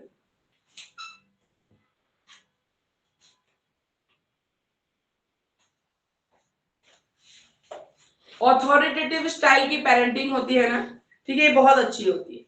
इसमें अगर आप बच्चे से कुछ डिमांड कर रहे हो तो रीजनेबल होता है, जायज डिमांड, नाजायज नहीं। कि अगर आपका बच्चा वहां पे बिलोंग नहीं भी करता, मानो मेरा बच्चा एवरेज है और मैं उस पर प्रेशर डाल रही हूँ कि तुमको 90% लाना है, तो वो जो डिमांड होगी वो रीजनेबल नहीं है, ठीक है, वो लॉजिकल डिमांड नहीं है, आप जबरदस्ती कर रहे हो अपने बच्चे के साथ, वो नहीं होता। यहाँ पे अगर बच्चा बोल रहा है तो देखते हैं कि आपके बच्चे का इंटरेस्ट है। अगर बच्चा दिन भर ड्राइंग में लगा हुआ है तो आप उससे एक जायज डिमांड कर सकते हो, बेटा नेक्स्ट जो स्कूल में आर्ट कंपटीशन हो रहा है उसमें आपको प्राइज लेके आना है। बच्चा अगर इंटरेस्टेड भी है, लगा भी हो, तो आप मोटिवेट कर रहे हो, ठीक है ना उसको, तो जो डिमांड होती है वो रीजनेबल होती है, आप नाजायज डिमांड नहीं करते हो बच्चे से, जायज डिमांड कर रहे हो जो आपको लगता है आपका बच्चा फुलफिल कर सकता है, रियलिस्टिक, ठीक है, रियलिस्टिक, जो एकदम नहीं कि हवा में कुछ हम प्लान कर रहे हैं, ऐसा कुछ नहीं है। तो जो डिमांड होती है वो कैसी होती है, रीजनल डिमांड होती है, प्लस अगर मैं डिमांड कर रही हूँ अपने बच्चे से तो मैं रेस्पॉन्सिबिलिटी भी पूरी निभाती हूँ, ठीक है। क्रिकेटर्स हैं, उनकी बहुत सारी कहानी सुनना कि फादर ने जॉब छोड़ दी है या अर्ली आर्मी वगैरह से रिटायरमेंट लेके बच्चे के साथ लगे रहे हैं सारे टाइम, इतनी दूर दूर कोचिंग है, एकेडमी है, वहां ले लेके जा रहे हैं, सारा दिन बैठ रहे हैं और वापस भी आ रहे हैं। तो अगर उन्होंने डिमांड रखी है तो वो रेस्पॉन्सिबिलिटी भी निभा रहे हैं। ऐसा नहीं कि करना धरना कुछ नहीं, मैंने तो पैसे दे दिए हैं और तुम करो, तुम्हें करके दिखाना है, ये चीज है। अगर डिमांड है तो जायज डिमांड करते हैं, रियलिस्टिक डिमांड करते हैं, साथ में अपनी रेस्पॉन्सिबिलिटी भी वो पूरी करते हैं, ठीक है।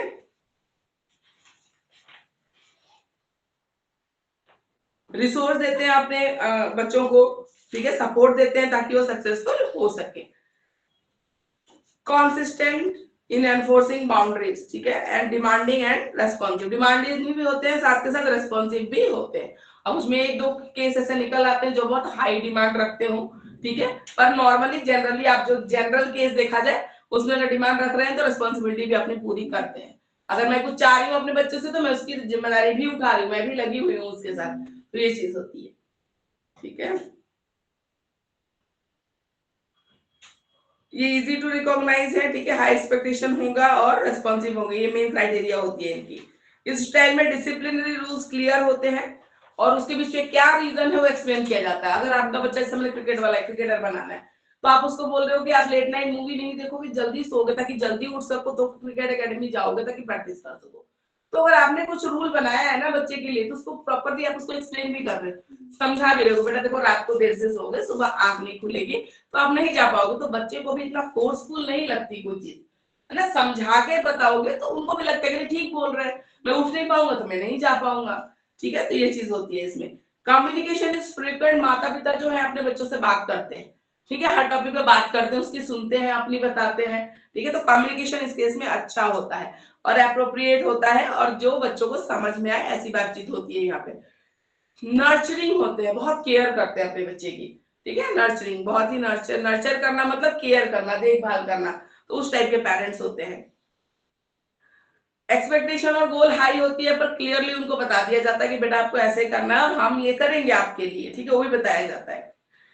और बच्चों के इनपुट होते हैं अपनी गोल को अचीव करने के लिए, बच्चे भी अपना इनपुट देते हैं। तो ये अच्छी स्टाइल ऑफ पेरेंटिंग होती है, ठीक है, अथॉरिटेटिव पेरेंटिंग को अच्छी स्टाइल पेरेंटिंग बोली गई है। अगर हम मान लो बोलते हैं ना बड़ा करना है तो बड़ा सोचोगे तो पहले, है ना, तो आप अगर बच्चे के लिए कुछ चाहते हो उसको बताओ, उसको मोटिवेट करो, वो छोटा बच्चा है उसको नहीं पता, साथ में आप अपनी जिम्मेदारी भी निभा रहे हो। अगर मैं उसको कुछ बनाना चाह रही हूँ तो मुझे भी तो रिस्पॉन्सिबिलिटी लेनी पड़ेगी ना उसके लिए, ठीक है। बोल के छोड़ दिया और पैसे देने से नहीं होता है, आपको भी पूरा रखना पड़ेगा रिपोर्ट की बच्चा कैसा प्रोग्रेस कर रहा है नहीं कर रहा है, ये सारी चीजों का। सेकंड में आते हैं ऑथोरिटेरियन पेरेंट्स, ठीक है।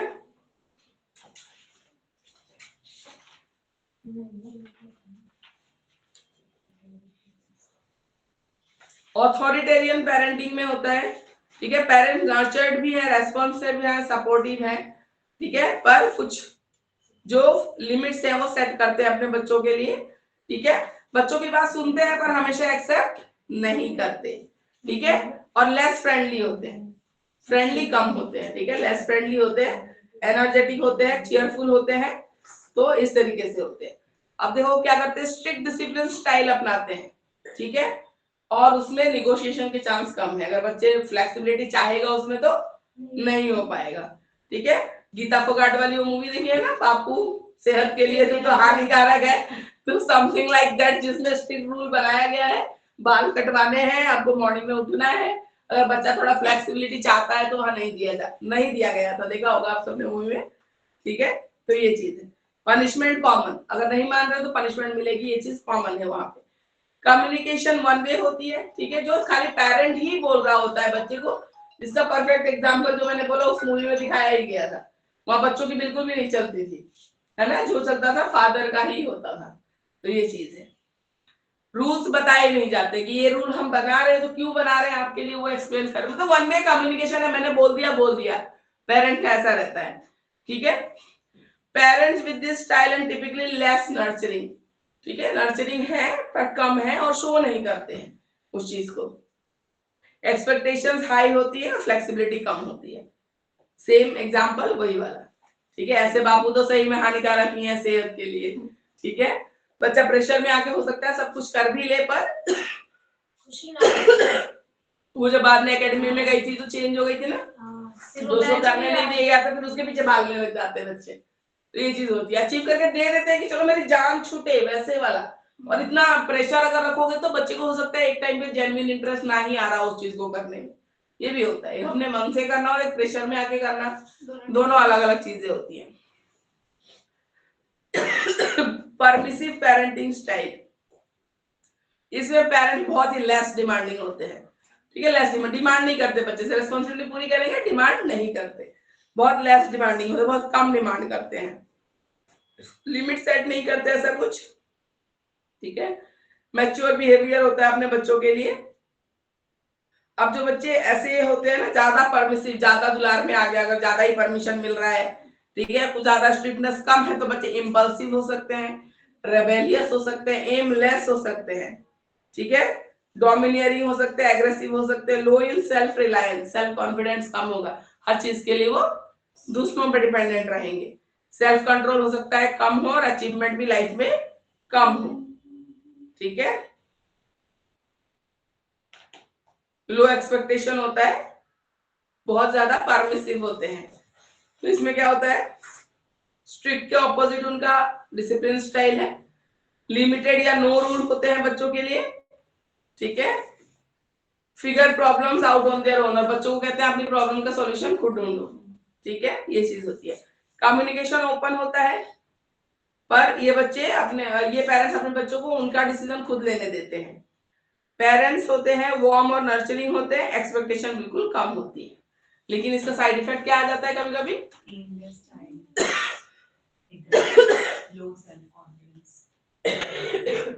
बहुत ज्यादा स्ट्रिक्ट होना गलत बात है, पर अगर आप उसके लिए कुछ गोल सेट ही नहीं करोगे तो वो भी फिर अचीव करने के लिए ट्राई नहीं करेगा। ठीक है ना, तो ये चीज होती है। तो एक गोल सेट तो करो, फिर देखो तो वो नहीं करते हैं ये चीज। ठीक है, गोल सेट जो करना है कर लेगा, वैसा वाला। सिक्योरिटी फील नहीं होगी, सिक्योरिटी फील नहीं होगी, सिक्योरिटी तो फील होगी क्योंकि परमिशन तो हर चीज के लिए मिली रही ना, लेकिन उसके आगे जब गोल नहीं रहेगा ना तो वो अपनी एनर्जी लगाएगा कहाँ। इन द सेंस कि साथ जाएंगे, जैसे पहले वाले में हमने देखा था वो हर चीज के लिए, हाँ, वो रेस्पॉन्सिबल है, डिमांडिंग है तो रेस्पॉन्सिबल भी है। ये छोड़ देते हैं, ये अपने आप ही करो, तो अपने आप कर दो, अपने आप देख लो। ठीक है, तो रेस्पॉन्सिबिलिटी नहीं लेना चाहते तो डिमांड भी नहीं कर रहे हैं। इनका ये है कि भाई तुमसे आप डिमांड नहीं कर रहे, हम भी नहीं टाइम दे पाएंगे, वैसा वाला है। ठीक है, तो इसलिए परमिसिव रहता है, चलो जो करना है कर लो। तो इसलिए एक बैलेंस होना जरूरी है। ये पेरेंटिंग स्टाइल भी कोई बहुत अच्छी पेरेंटिंग स्टाइल नहीं है जहां आपने गोल कुछ सेट ही नहीं किया है बच्चे के। कुछ तो गोल सेट करो कि बेटा बड़े होके ये करना है या वो करना है, उससे पूछो क्या बनना चाहते हो बेटा, मेहनत करो, तुम्हें ये बनना है ना, तुम खुद ही कह रहे हो, तो ऐसा होना चाहिए। अनइन्वॉल्व में पता ही आपको पेरेंट्स की इन्वॉल्वमेंट नहीं है, मैंने पहले ही बताया केस दो हो सकते हैं, या तो मजबूरी बहुत ज्यादा है या तो चॉइस है। ठीक है, दो ऑप्शन हो सकते हैं, पर पेरेंट इसमें इन्वॉल्व नहीं होता है, कोई भी रीजन हो जाए। अनइन्वॉल्व या नेग्लेक्टफुल पेरेंटिंग हम जिसको बोलते हैं। कम्युनिकेशन लिमिटेड, अगर तुम यहाँ रहते हो द्वारका मोड़ पे, बच्चा द्वारका सेक्टर 12 में नानी या दादी का घर है वहां है, तुम कितने दिन अगर प्राइवेट जॉब कर रहे हो सुबह से शाम, तुम मिलते ही वीकेंड पे होगे बच्चे से, तो तुम क्या कम्युनिकेशन करोगे, तो लिमिटेड हो जाएगा। ठीक है, लिटिल नर्चरिंग, जब आप टाइम ही नहीं देते तो नर्चरिंग का तो क्या ही करोगे आप। ठीक है, सवाल ही नहीं होता, पैसे दे रहे हो बस बच्चे की स्कूल फी और बाकी चीजें यार। Fever no expectation from children, इसमें कोई एक्सपेक्टेशन नहीं होती है बच्चे से, करोगे भी कैसे जब आप खुद ही नहीं इन्वॉल्व ही नहीं हो उस पेरेंटिंग में, तो बच्चे से कोई डिमांड नहीं होती है बिल्कुल भी। तो एक इंपॉर्टेंट क्वेश्चन है जो आता है। ठीक है, उसके बाद ये क्वेश्चन देखो कितनी बार आया हुआ है, how parenting style influence development aspect of childhood and adolescence, discuss in detail. Parenting style childhood में और एडोलेसेंस में बच्चों को कैसे इफेक्ट करता है। CRSU 17, 19, MDU 18 और 2022 तक में क्वेश्चन आया हुआ है।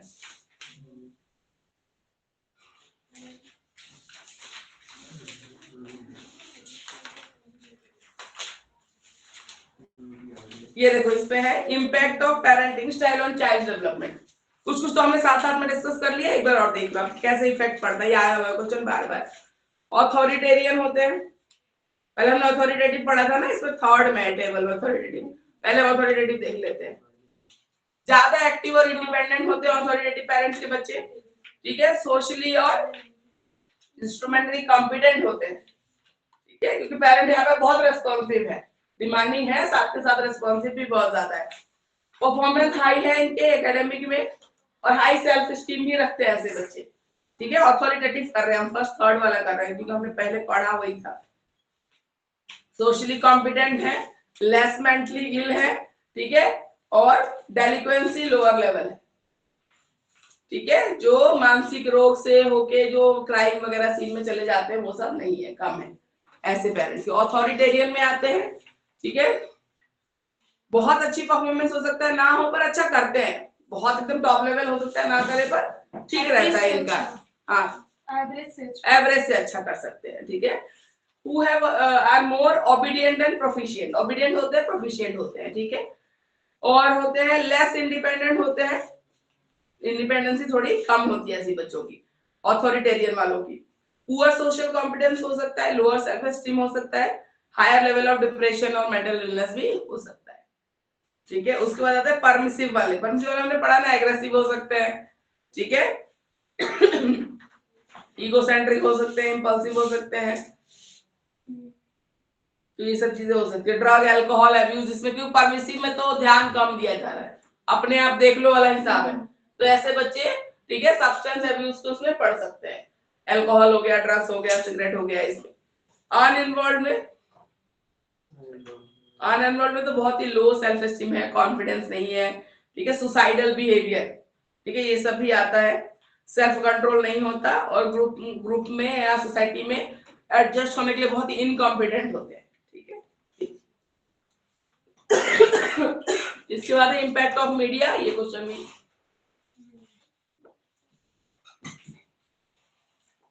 इम्पैक्ट ऑफ मीडिया देखिए।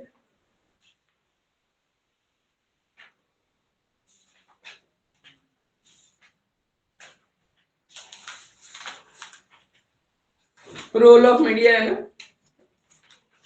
इम्पैक्ट ऑफ मीडिया, रोल या इम्पैक्ट ऑफ मीडिया। चिल्ड्रन है।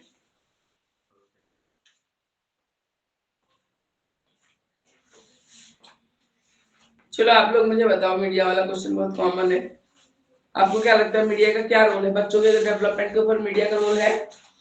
पहले तो बच्चों के माइंड को इन्फ्लुएंस करता है काफी ज्यादा, जो बच्चे देखते हैं उससे सीखते हैं, बिल्कुल क्रिएटिव बना सकता है, क्रिएटिव बना सकता है।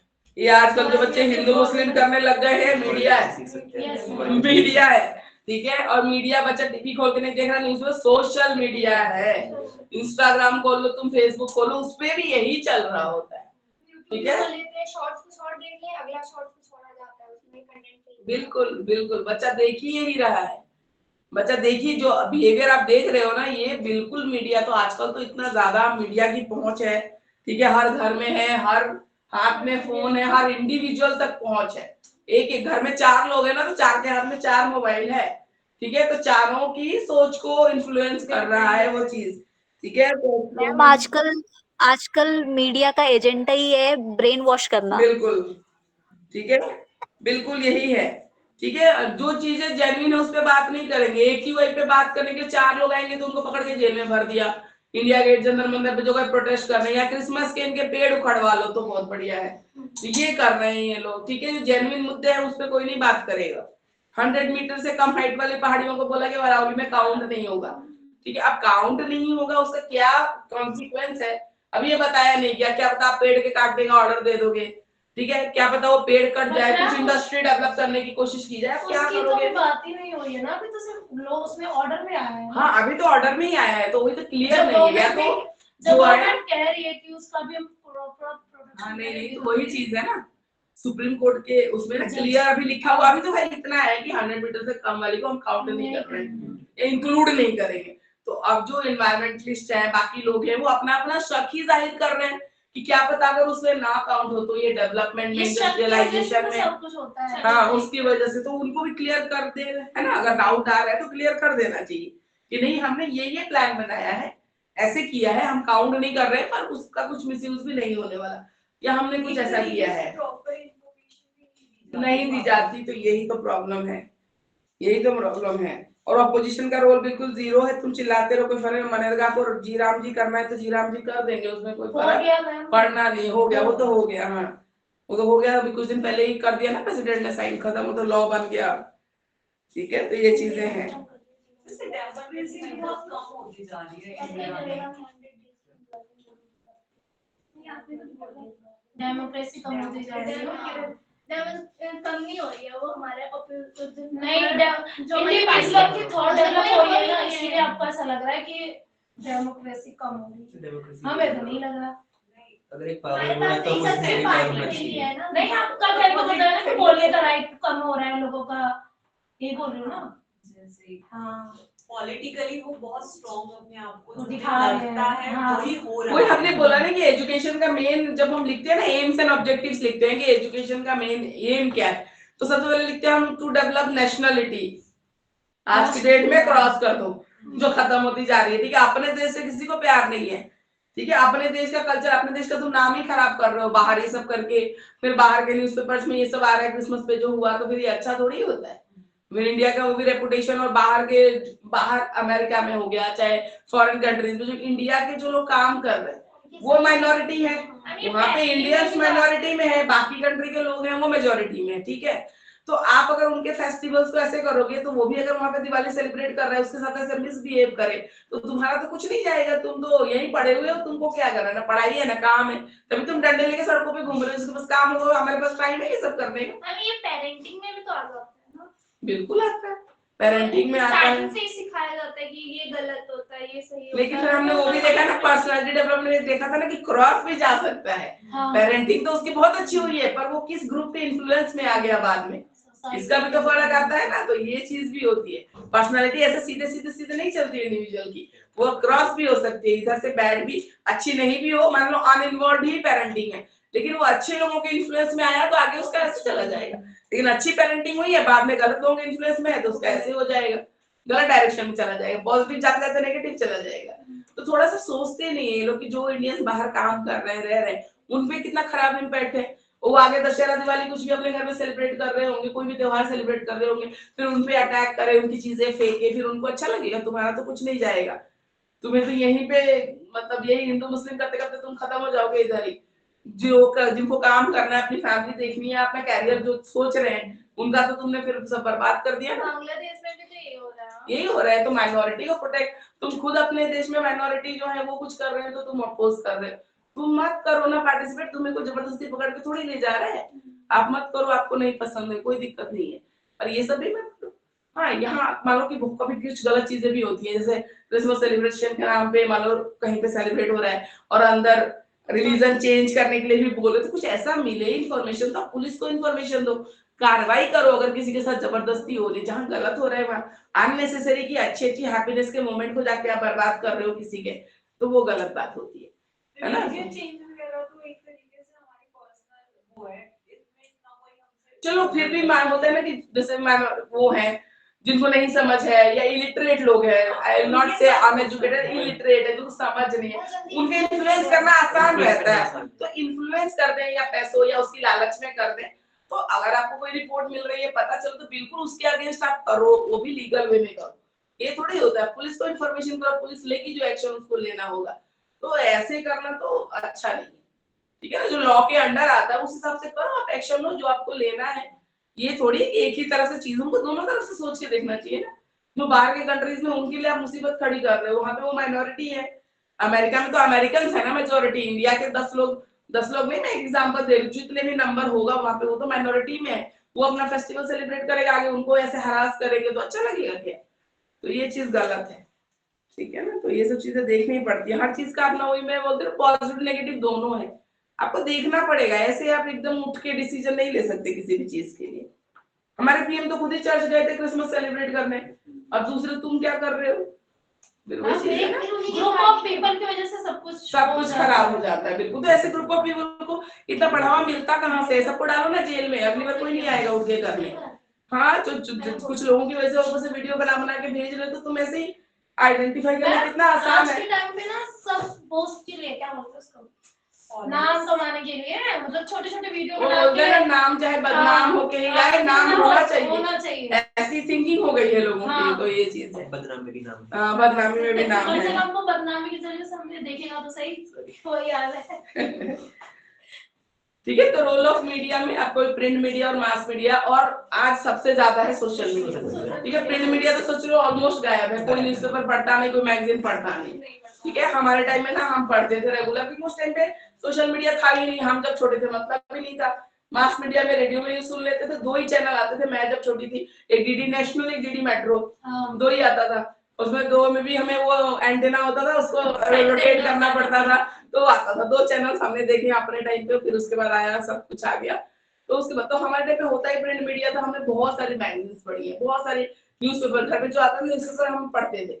हम मैगजीन्स, मंथली मैगजीन्स आती थी, मैगजीन्स पढ़ते थे। एक मंथली मैगजीन आती थी बच्चों की, और एक आती थी 15 डेज पे आती थी, साइंस की मैगजीन आती थी, न्यू डिस्कवरी करके, असम में। तो पापा वो रेगुलर हमारा सब्सक्रिप्शन था, तो आता था, वो हम पढ़ते थे। तो बच्चों में रीडिंग हैबिट्स भी होती थी। तो तुम आंख से जब ऐसे पढ़ते हो ना, स्पेलिंग से लेके सब कुछ, बहुत सारी चीजें सीखते हो। बिल्कुल, आपका अटेंशन स्पैन भी बढ़ता है। अगर वो मैगजीन ज्यादा मोटी नहीं होती थी, क्योंकि 15 डेज पे आती थी, तो इतनी समझ लो तो होती, इतनी होती होगी न्यू डिस्कवरी जो होती थी, और यही साइज में छोटी पढ़ने में भी अच्छा लगता है, उसपे होती है बिल्कुल बहुत सारा आपकी होती है ना, और इतना इंटरेस्टिंग होता था ना। हम ये 10-12 पेज का इतना समझो होता था, 15 डेज पे आ जाती थी। तो ये पढ़ने में भी इंटरेस्ट आता था, अटेंशन स्पैन होता था कि इतना पेज आप खत्म कर लो। इंटरेस्ट आता था। जब पिक्चर्स होती है तो पढ़ने में ज्यादा बहुत अच्छा लगता है। पिक्चर्स नहीं होती तो ऐसा लगता है नींद आ तो इसलिए तो तुम बड़े हो गए ना, तुम्हारे ग्रोथ एंड डेवलपमेंट के हिसाब से इसमें पिक्चर नहीं है। छोटे बच्चों की नर्सरी में इतनी सारी पिक्चर, पूरे पेज पे उनके पिक्चर ही होती है, एक कॉल लिखा रहेगा इधर, और पूरे पेज पे पिक्चर ही होती है। ठीक है, अब तुम एब्स्ट्रैक्ट थिंकिंग वाली हो गई है ना, इसलिए तुमको पूरी बुक ऐसी दी जाती है। तो ठीक है, प्रिंट मीडिया हो गया, मास मीडिया हो गया। मास मीडिया में आपका जब एक साथ मास को कम्युनिकेट कर सकते हैं, रेडियो, टीवी, ये सारा आगे आ जाता है। ठीक है, और आजकल है एक अलग कैटेगरी सोशल मीडिया। ठीक, मींस इंस्टाग्राम, फेसबुक, यूट्यूब, ये सब आ गया, जहाँ पे लोग एक दूसरे से कनेक्ट होते हैं। ठीक है, तो ये हमारे टाइम में सबसे पहला आया था, मुझे आज भी याद है, ऑरकुट आया था।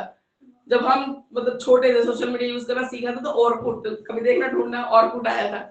तो ऑरकुट पे हमने अकाउंट बनाया था उस टाइम पे। तो उसके बाद फिर फेसबुक और ये सब आया था, बहुत टाइम हो गया। तो सोशल मीडिया है आजकल बिल्कुल बढ़ते हुए बच्चों पे बोले, एडोलेसेंट पे बोले, चिल्ड्रन पे बोले, सोशल मीडिया का बहुत इम्पैक्ट है। और अच्छे से ज्यादा खराब चीजों का इम्पैक्ट है, ये बहुत खराब बात है। खराब चीजें जल्दी सीखते हैं। खराब इनका रोल मॉडल देख लो कौन है, एलविश यादव।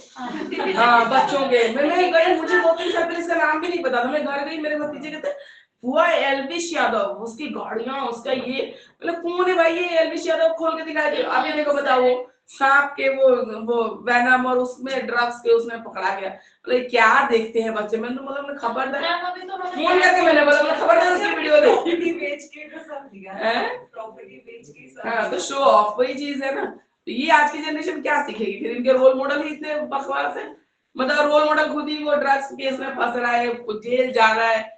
तो बच्चे ये सब चीजें सीख रहे हैं। तो गाड़ियों का वो दिखाता था, तो मेरे भतीजे गाड़ियों के चक्कर में उन्होंने देखना शुरू कर दिया, ये गाड़ी है, उसके पास वो गाड़ी है। लड़कों को ऐसे भी गाड़ियों वाले को शौक ज्यादा होता है, उस चक्कर में उन्होंने देखना शुरू कर दिया था उसका वीडियो। फिर बाद में वो हिंदू मुस्लिम ये सब, मतलब तुम क्या सीखोगे, क्या देख रहे हो? कि नहीं वो हम तो खाली गाड़ियों का देखते हो। बेटा तुम सोच रहे हो गाड़ियों के साथ साथ नेक्स्ट आएगी रील, तो पता भी नहीं चलेगा तुम कब देखने लग गए उसको। फिर बोल बोल तो उसका मैंने बंद कराया। तो ये चीज है। तो अच्छा सोशल मीडिया और फोन का इतना गंदा इम्पैक्ट होते जा रहा है कि बच्चों का पेरेंट्स के साथ कम्युनिकेशन गैप होते जा रहा है। सामने बैठे हुए हैं, पेरेंट्स के सामने बैठे हुए, बट सब अपने फोन में बिजी है, कोई आपस में बात नहीं हो रही है। ये चीज बहुत गलत होते जा रहा है आज के टाइम पे, बहुत गलत है। इमोशनल बॉन्ड ही खत्म है, फोन ही सब कुछ है उनके लिए। एक जो होता है ना पेरेंट्स, इनफैक्ट मैम पेरेंट्स भी आज के टाइम पे कैसे वेट करते रहते थे सारा दिन, अच्छा नहीं लगता था हमें, क्योंकि इमोशनल अटैचमेंट होता था अपने पेरेंट्स से कि मम्मी आई। मैम लेकिन आज के टाइम पे पेरेंट्स फोन पे ही लगे रहते हैं, ऑलरेडी बिजी है, वो फोन लोग पे। भी चाइल्ड पे ध्यान नहीं देते। बिल्कुल क्योंकि अगर पेरेंट्स को ही देख के बच्चा सीखता है, अगर पेरेंट्स ही बिजी रहेगा तो बच्चा ऑब्वियस है कि वो सीखेगा ही सीखेगा। बिल्कुल बिल्कुल उसको भी तो अपना एंटरटेन करने के लिए कहीं जाना पड़ेगा। बिल्कुल, बहुत सारे फैक्टर्स हैं, पर कहीं ना कहीं जो मीडिया का इम्पैक्ट हम पढ़ रहे हैं तो मीडिया का इम्पैक्ट बहुत ज्यादा है। मैंने बोला ना, बच्चे गाड़ी के चक्कर में देख रहे हैं, मेरे खुद का एग्जांपल है, पर गाड़ी के चक्कर में देखते थे तुम क्या चीज देखने लगोगे, तुम्हें पता ही नहीं चलेगा, है ना। तो ये चीज बहुत है। सोशल मीडिया पे आजकल कुछ भी चीज चल रही है, कुछ भी रील चल रही है, आधी अधूरी इन्फॉर्मेशन चल रही है। सबसे बड़ी बात तो ये 1 मिनट के रील में कोई पूरी इन्फॉर्मेशन डेप्थ में कैसे दे सकता है, कहीं नहीं दे सकता। तो जो चीज जिसको प्रोपेगेंडा है, जो चीज मुझे एडवर्टाइज कर रही हो 1 मिनट में वही दिखा रही हूँ जो तुम्हारे माइंड को मेरे हिसाब से इन्फ्लुएंस कर पाए। बस अगर मैम मेन इशू ये भी होता है फैमिलीज के अंदर कि आज पहले फैमिलीज जॉइंट में रहती थी, अब सिंगल रह रही है। मेन इशू ये आता है, अगर आप जॉइंट फैमिली के साथ रह रहे हैं तो बच्चों को कोई ना कोई मिलता है, क्योंकि आजकल सबके पास सिंगल चाइल्ड है। बिल्कुल बिल्कुल, तो ये भी है रीजन। ठीक है, सही बात है। पहले जॉइंट फैमिली होती थी, खुद के ब्रदर सिस्टर ही 3-4 होते थे हर घरों में। पहले के टाइम में 3-4 बच्चे तो होते ही थे, मिनिमम 3 तो होते ही थे। सब भाई बहन आपस में खेल लेते थे, तो उनको दूसरों की जरूरत नहीं पड़ती थी, तो फोन या दूसरों के किसी से लेना देना ही नहीं होता था। अब है ही सिंगल चाइल्ड, मदर फादर है वर्किंग, तो अल्टीमेटली कहीं ना कहीं, और जो मीडिया पे जो दिखाया जा रहा है वो बहुत ही डेंजरस है। अगर समझ नहीं पाया ना इंसान अभी, तो बहुत ही गलत उसमें ना, इसमें बच्चे की अपनी व्यू पॉइंट डेवलप होती है। वो क्या डेवलप करे, 1 मिनट के रील में कोई किसी को क्या ही सिखा सकता है, सिर्फ गलत चीजें सिखा सकता है, और एक टाइप की थिंकिंग डेवलप कर सकता है वन वे।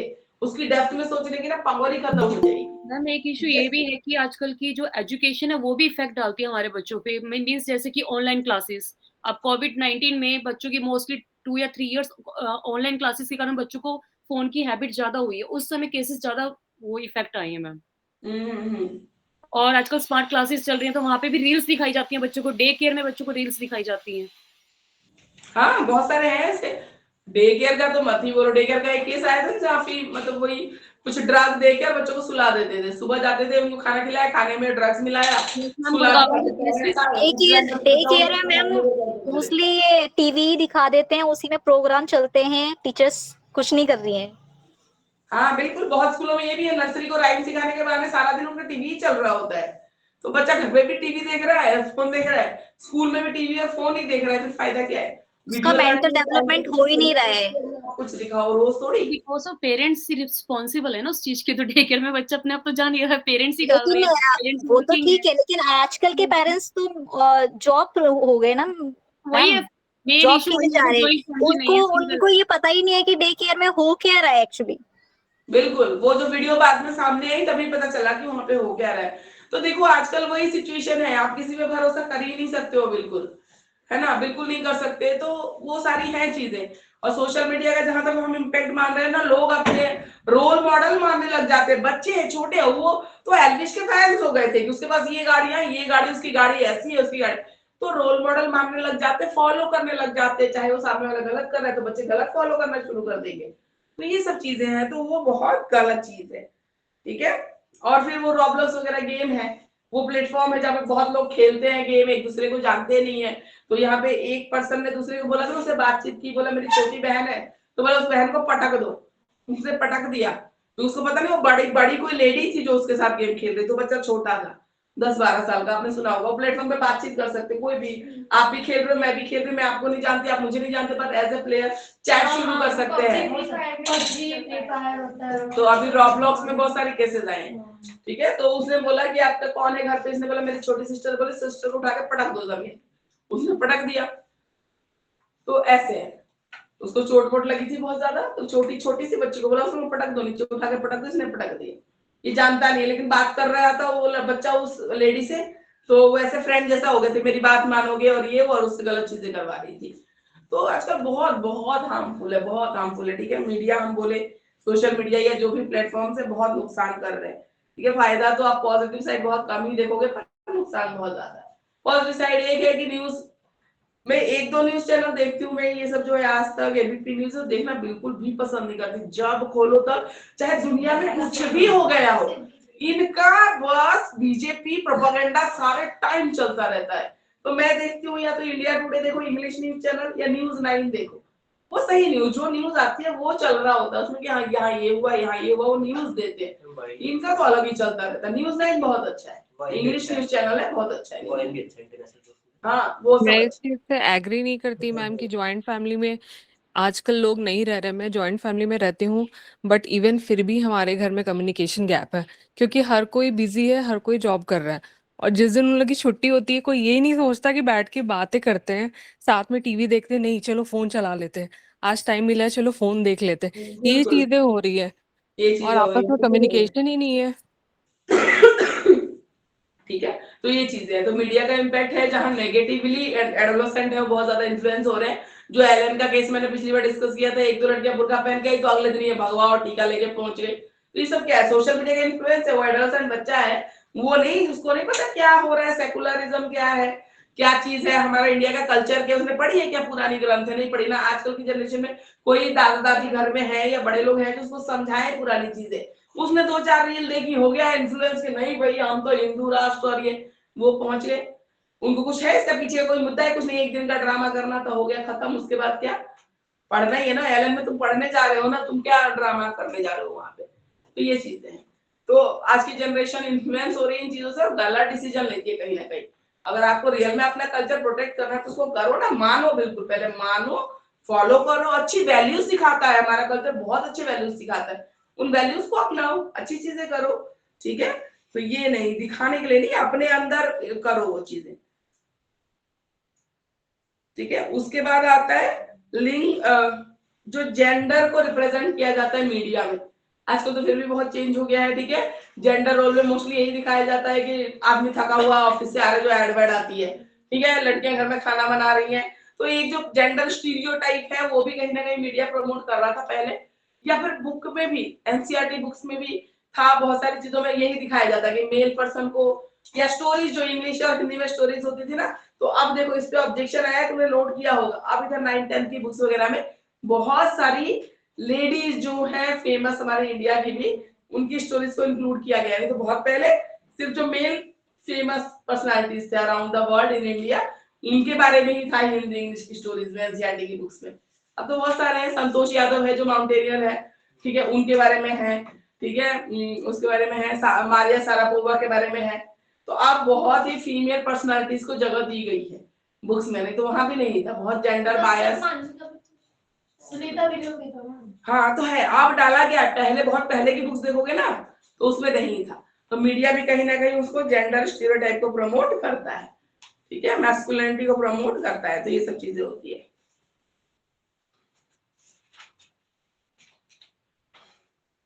पैट्रियार्कल सोसाइटी, जहाँ पे पेरेंट या मेल पर्सन है वही जो लीडर होते हैं। Depicting females as object of beauty, females को बस यही दिखाना। ठीक है, फीमेल इश्यूज का जो न्यूज कवरेज होता है वो कम होना मीडिया में। Cause of development of poor self concept in females. ठीक है, तो जो एक गर्ल चाइल्ड होगी अगर वो ये सब देख रही है मीडिया पे, ठीक है, तो उसमें एक पुअर सेल्फ कॉन्सेप्ट अपने लिए एक जो वो होना चाहिए, पावरफुल एक कॉन्सेप्ट अपने लिए होना चाहिए कि आई एम पावरफुल। ठीक है, तो वो चीज नहीं है। Follow speak and change follows policy.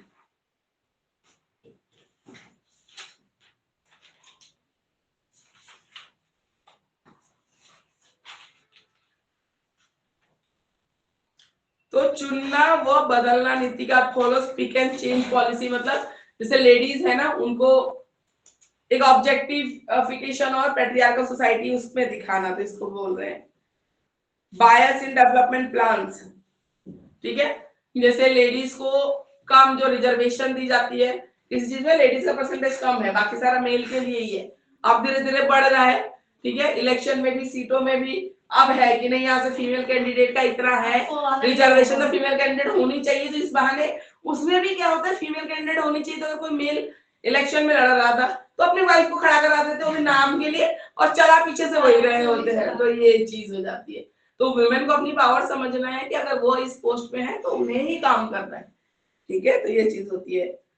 उसमें पंचायत वेब सीरीज देखी होगी ना सबने, उसमें होता है कि यहाँ पे भी होता है, दिल्ली में भी होता है, इसको पता ही नहीं है। यहाँ पे भी होता है, उत्तम नगर के बहुत सारे जगह मैंने देखा है। मंगलपुर की सीट राजकुमार चौहान एमएलए था 4 बार का, अगर सर उसमें चली गई फीमेल उसमें हाँ। पड़ी हुई थी। तो यहाँ भी एक मेल की सीट थी, कोई मैंने सुना था, तो फीमेल की आई तो क्या कह रहे अब दूसरे को कैसे दे दे भाई, तो अपनी वाइफ को खड़ा करा दिया, तो नाम के लिए बस इलेक्शन में फोटो में ही दिखती है, उसका काम वही कर रहा होता है, तो ये चीज होती है। उनकी वाइफ को टिकट दे दिया, प्रचार करना वही चाहते थे। तो अभी जो जेंडर स्टीरियोटाइप है उसको कहीं ना कहीं मीडिया ब्रेक भी कर रही है धीरे धीरे, और जेंडर इक्वालिटी को प्रमोट भी कर रही है धीरे धीरे। जो चेंज आया है हर चीज में चेंज आया, जैसे मतलब बुक्स वगैरह में, वैसे मीडिया के उसमें भी चेंज आया है। तो मीडिया का इम्पैक्ट बहुत बड़ा है, ठीक है, बहुत ज्यादा बड़ा है। अभी हम जितना डिस्कस कर सकते हैं, इमेजिन कर सकते हैं, उससे भी बहुत ज्यादा बड़ा है। और ज्यादातर जो इम्पैक्ट है वो कैसा है, नेगेटिव इम्पैक्ट है, पॉजिटिव इम्पैक्ट नहीं है। थोड़ा बहुत पॉजिटिव आप कह सकते हो, उसमें भी पॉजिटिव में क्या ही होगा, ठीक है, पर नेगेटिव इम्पैक्ट बहुत ज्यादा है। हाँ, कोई बच्चा मान लो पॉजिटिव में, बच्चे को इंटरेस्ट ही है, किसी की साइंस का चैनल सब्सक्राइब कर रखा है, कोई एक्टिविटी दिखा रहा है, कोई एक्सपेरिमेंट दिखा रहा है, अच्छी चीजें भी दिखती है, ऐसा देखने वाली तो चाहिए ना, पर खराब चीजें ही ज्यादा अच्छी लगती है ना लोगों को देखने में, तो वो बात है। तो पॉजिटिव में कहीं ना कहीं ये चीज आएगी कि अगर आप पर्टिकुलरली सिलेक्टेड कुछ चैनल देख रहे हो तो कुछ अच्छे लोग भी हैं, है ना, कुछ अच्छी चीजें भी हैं सोशल मीडिया पे, अच्छे पढ़ाने वाले टीचर्स भी हैं जो पढ़ा रहे कर रहे हैं, अच्छी चीजें देखो तो फिर अच्छा है, आपके लिए बेनिफिट है। पर नुकसान बहुत ज्यादा है, क्योंकि रील जब आप स्क्रॉल करते हो एक के बाद दूसरा कौन सा आएगा आपको नहीं पता, ठीक है। और ये चीज होती है, जो आप गूगल पे सर्च करते हो, चॉइसेस आपकी कहीं ना कहीं वो रीड हो जाती हैं, फिर अगले दिन से आपको फीड में वही दिखना शुरू हो जाता है, तो ये चीजें होती हैं, ठीक है। उसमें हर तरीके का कंटेंट आ रहा होता है, ठीक है, जो बच्चों के लिए ठीक नहीं होता, ठीक है, एडोलेसेंट बच्चों के लिए, ठीक है, बहुत सारे ऐसे कंटेंट होते हैं जो उनके एज के अकॉर्डिंग सुटेबल नहीं होते हैं, ठीक है। बहुत सारे ऐसे फीमेल कंटेंट क्रिएटर्स हैं जिनका जो कंटेंट है वो सुटेबल नहीं है, ठीक है, इवन अच्छे लोगों के, बड़े लोगों के भी सुटेबल नहीं है, वो देखने लायक ही नहीं होते हैं, ठीक है। और एक एडोलेसेंट बच्चा अगर उसको स्क्रॉल कर रहा है तो उसके लिए फिर वो अच्छा नहीं है, जिसमें आपका डायरेक्ट कम्युनिकेशन है, आप बातचीत कर सकते हो लोगों से, जिसका वो प्रोफाइल है उसमें जाके बच्चा डायरेक्ट मैसेज कर सकता है, उससे बातचीत कर सकता है, कुछ गलत इंफॉर्मेशन ले सकता है, कांटेक्ट कर सकता है, मिल सकता है, किसी खतरे में फंस सकता है, ठीक है। तो ये चीजें बिल्कुल भी अच्छी नहीं है। आगे हम चलते हैं, मीडिया का रोल, ठीक है, तो ये आपको लिखना है, अपने आप बना के भी लिख सकते हो, और इसमें से पॉइंट्स मेन मेन ले लेना, बाकी बना के लिख सकते हो।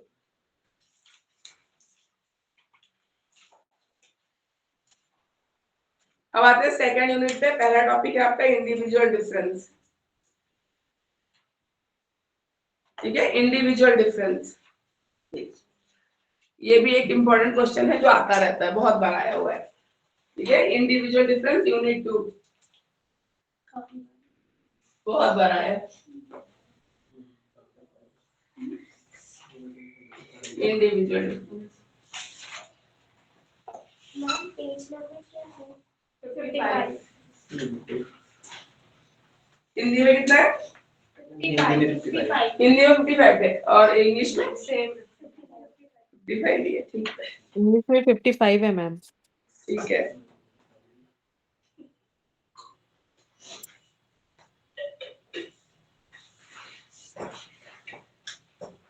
Understanding individual differences. व्यक्तिगत भिन्नताएं, ठीक है, individual difference.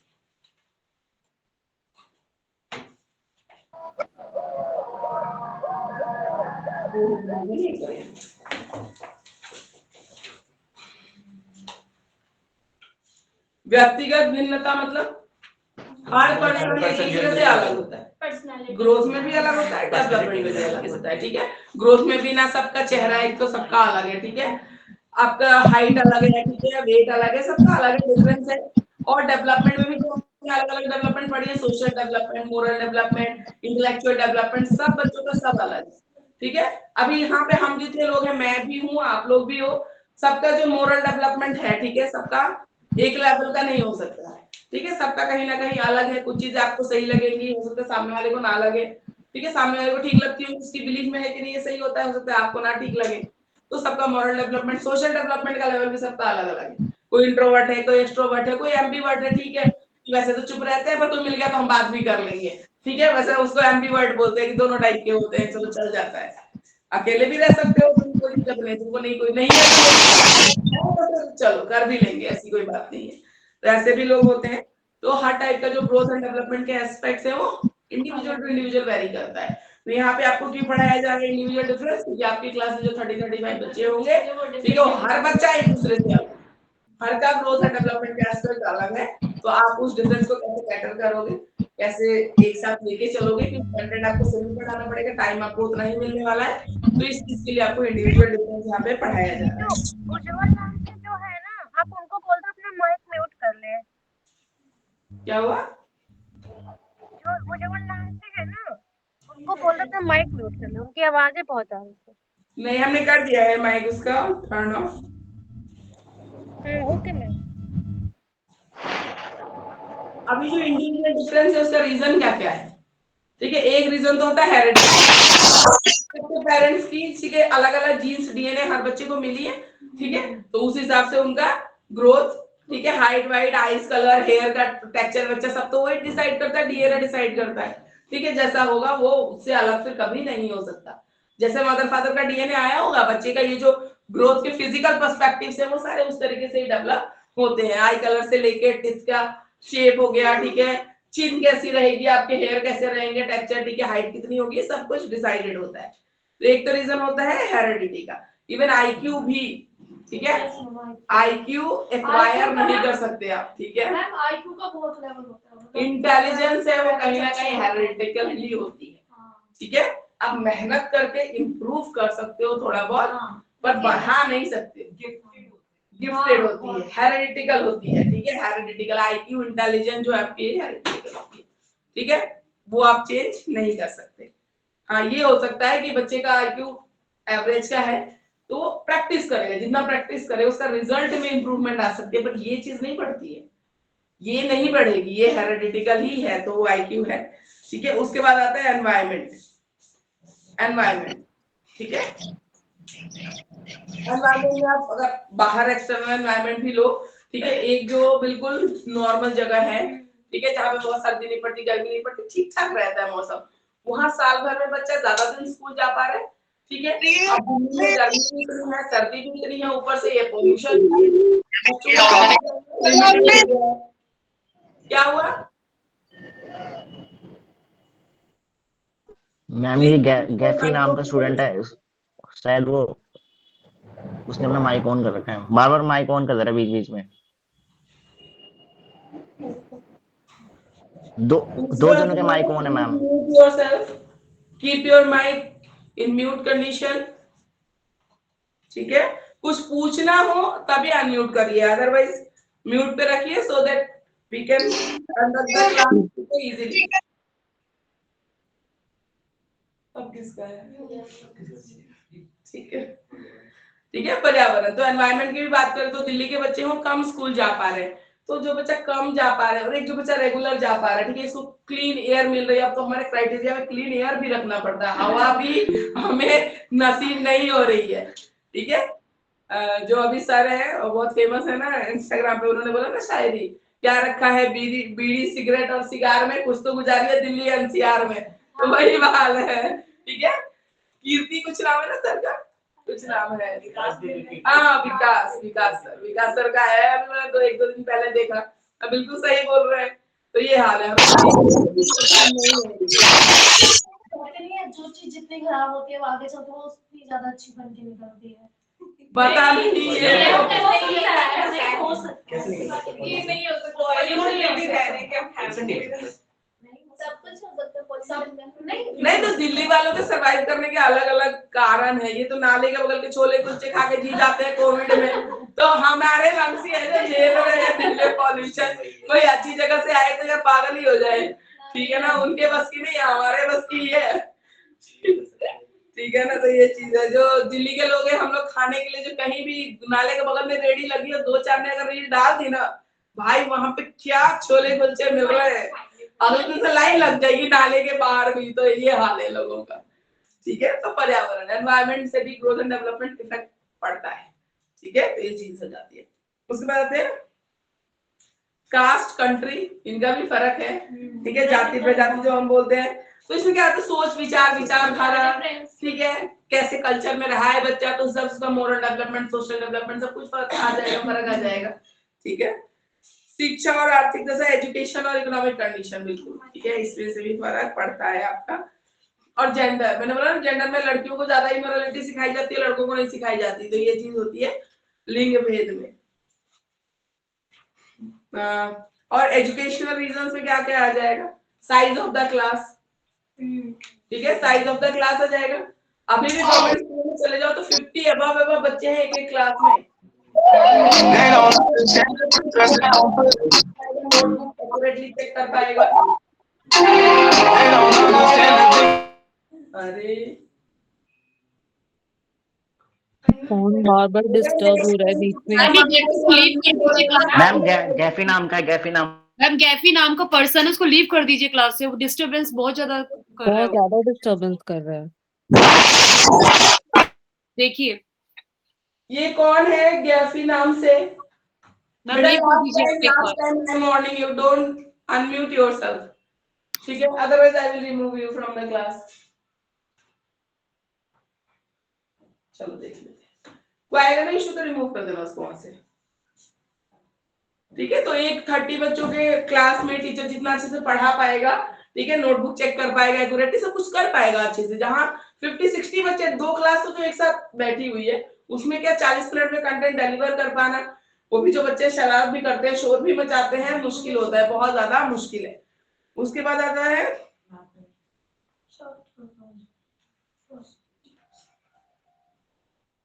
Classification of the students, ठीक है, अकॉर्डिंग टू देयर एज, ठीक है, कैपेबिलिटी, एबिलिटी, इन सब का ध्यान रखना पड़ता है। अब ये जो करिकुलम बनाया जाता है वो सेम एज ग्रुप के लिए एक जैसा बना दिया जाता है, लेकिन उसमें भी हर बच्चा अलग होता है, ठीक है, तो उसको देखना पड़ता है। इंडिविजुअल जो टीचिंग है, ठीक है, उसको देखना पड़ता है। इंडिविजुअल टीचिंग करना क्या पॉसिबल है 30 के 30 बच्चों को? नहीं है, ठीक है। फिर उसमें भी अगर जो स्लो लर्नर्स होते हैं, ठीक है, या वीक बच्चे होते हैं, उनको अलग से हमें ध्यान देना पड़ता है।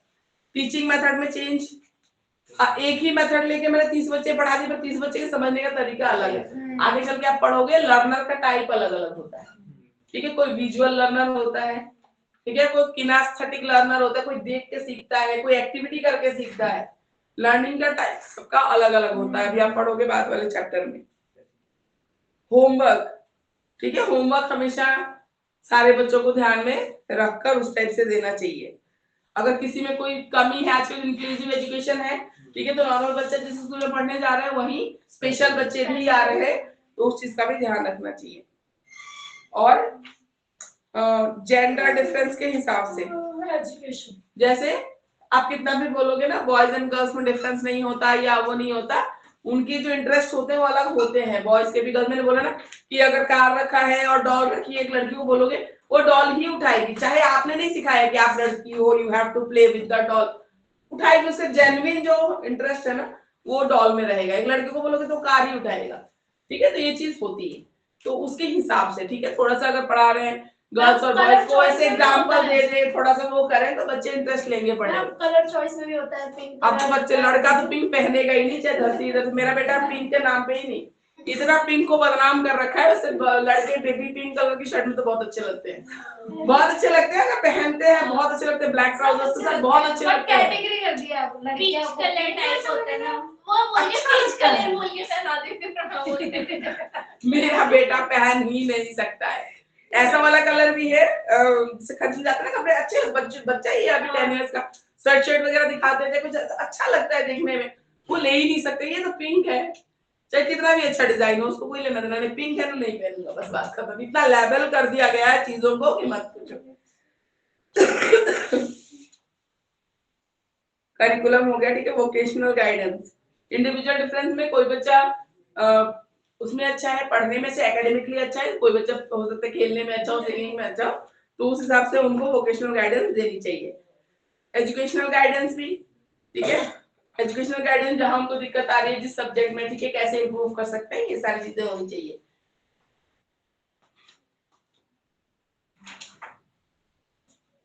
कॉजेज ऑफ इंडिविजुअल डिफरेंस हमने क्या है, हेरिडिटी और एनवायरनमेंट।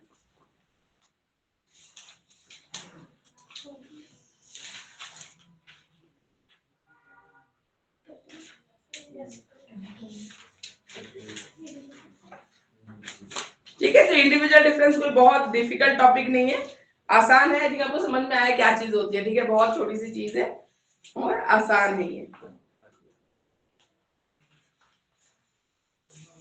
सब आसान है मैडम। कुछ उसकी नहीं थ्योरीज तो है, देखो एज इट इज लिखना पड़ेगा, उसमें आपको याद करने की चीज है। इसमें आपको अगर हेडिंग याद करते हो ना इंडिविजुअल डिफरेंस, तो आप बना बना के लिख सकते हो।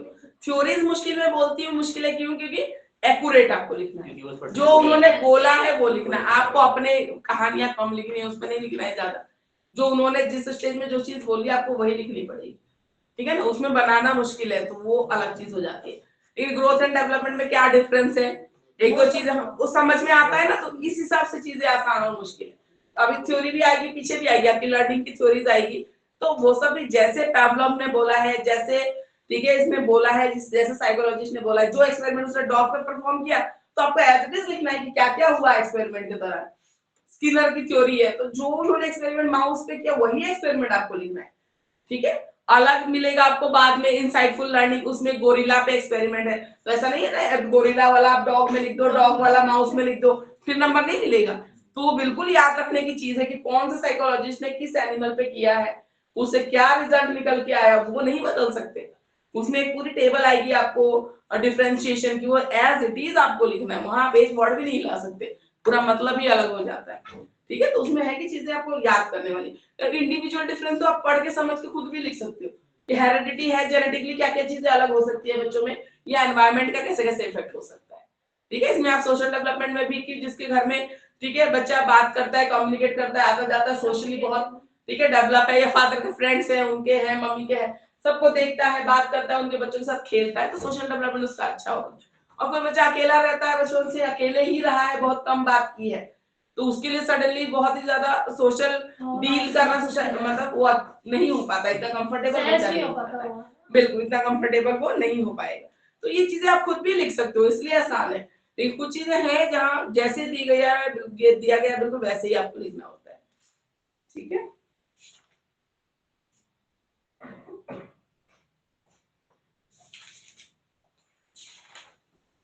Factors influencing individual difference, educational implication. ठीक है, एजुकेशनल इम्प्लीकेशन में क्या है, अभी मैंने बताया, अगर आपको अपने बच्चों में ये चीज पता हो कि इंडिविजुअल डिफरेंस होता है, तो आप टीचिंग मेथड भी उस हिसाब से अप्लाई करोगे।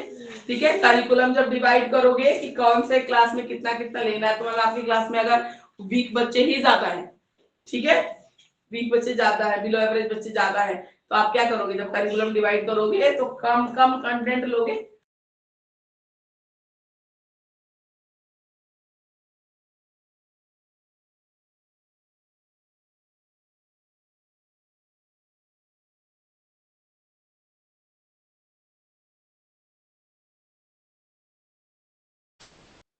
हेलो हेलो, शायद मैम लेफ्ट हो गई हैं गलती से। किसी को भी स्क्रीन नहीं दिखाई दे रही क्या? नहीं आज मैम लेफ्ट हो चुकी हैं। नहीं दिखाई दे रही, व्हाट इज गोइंग ऑन।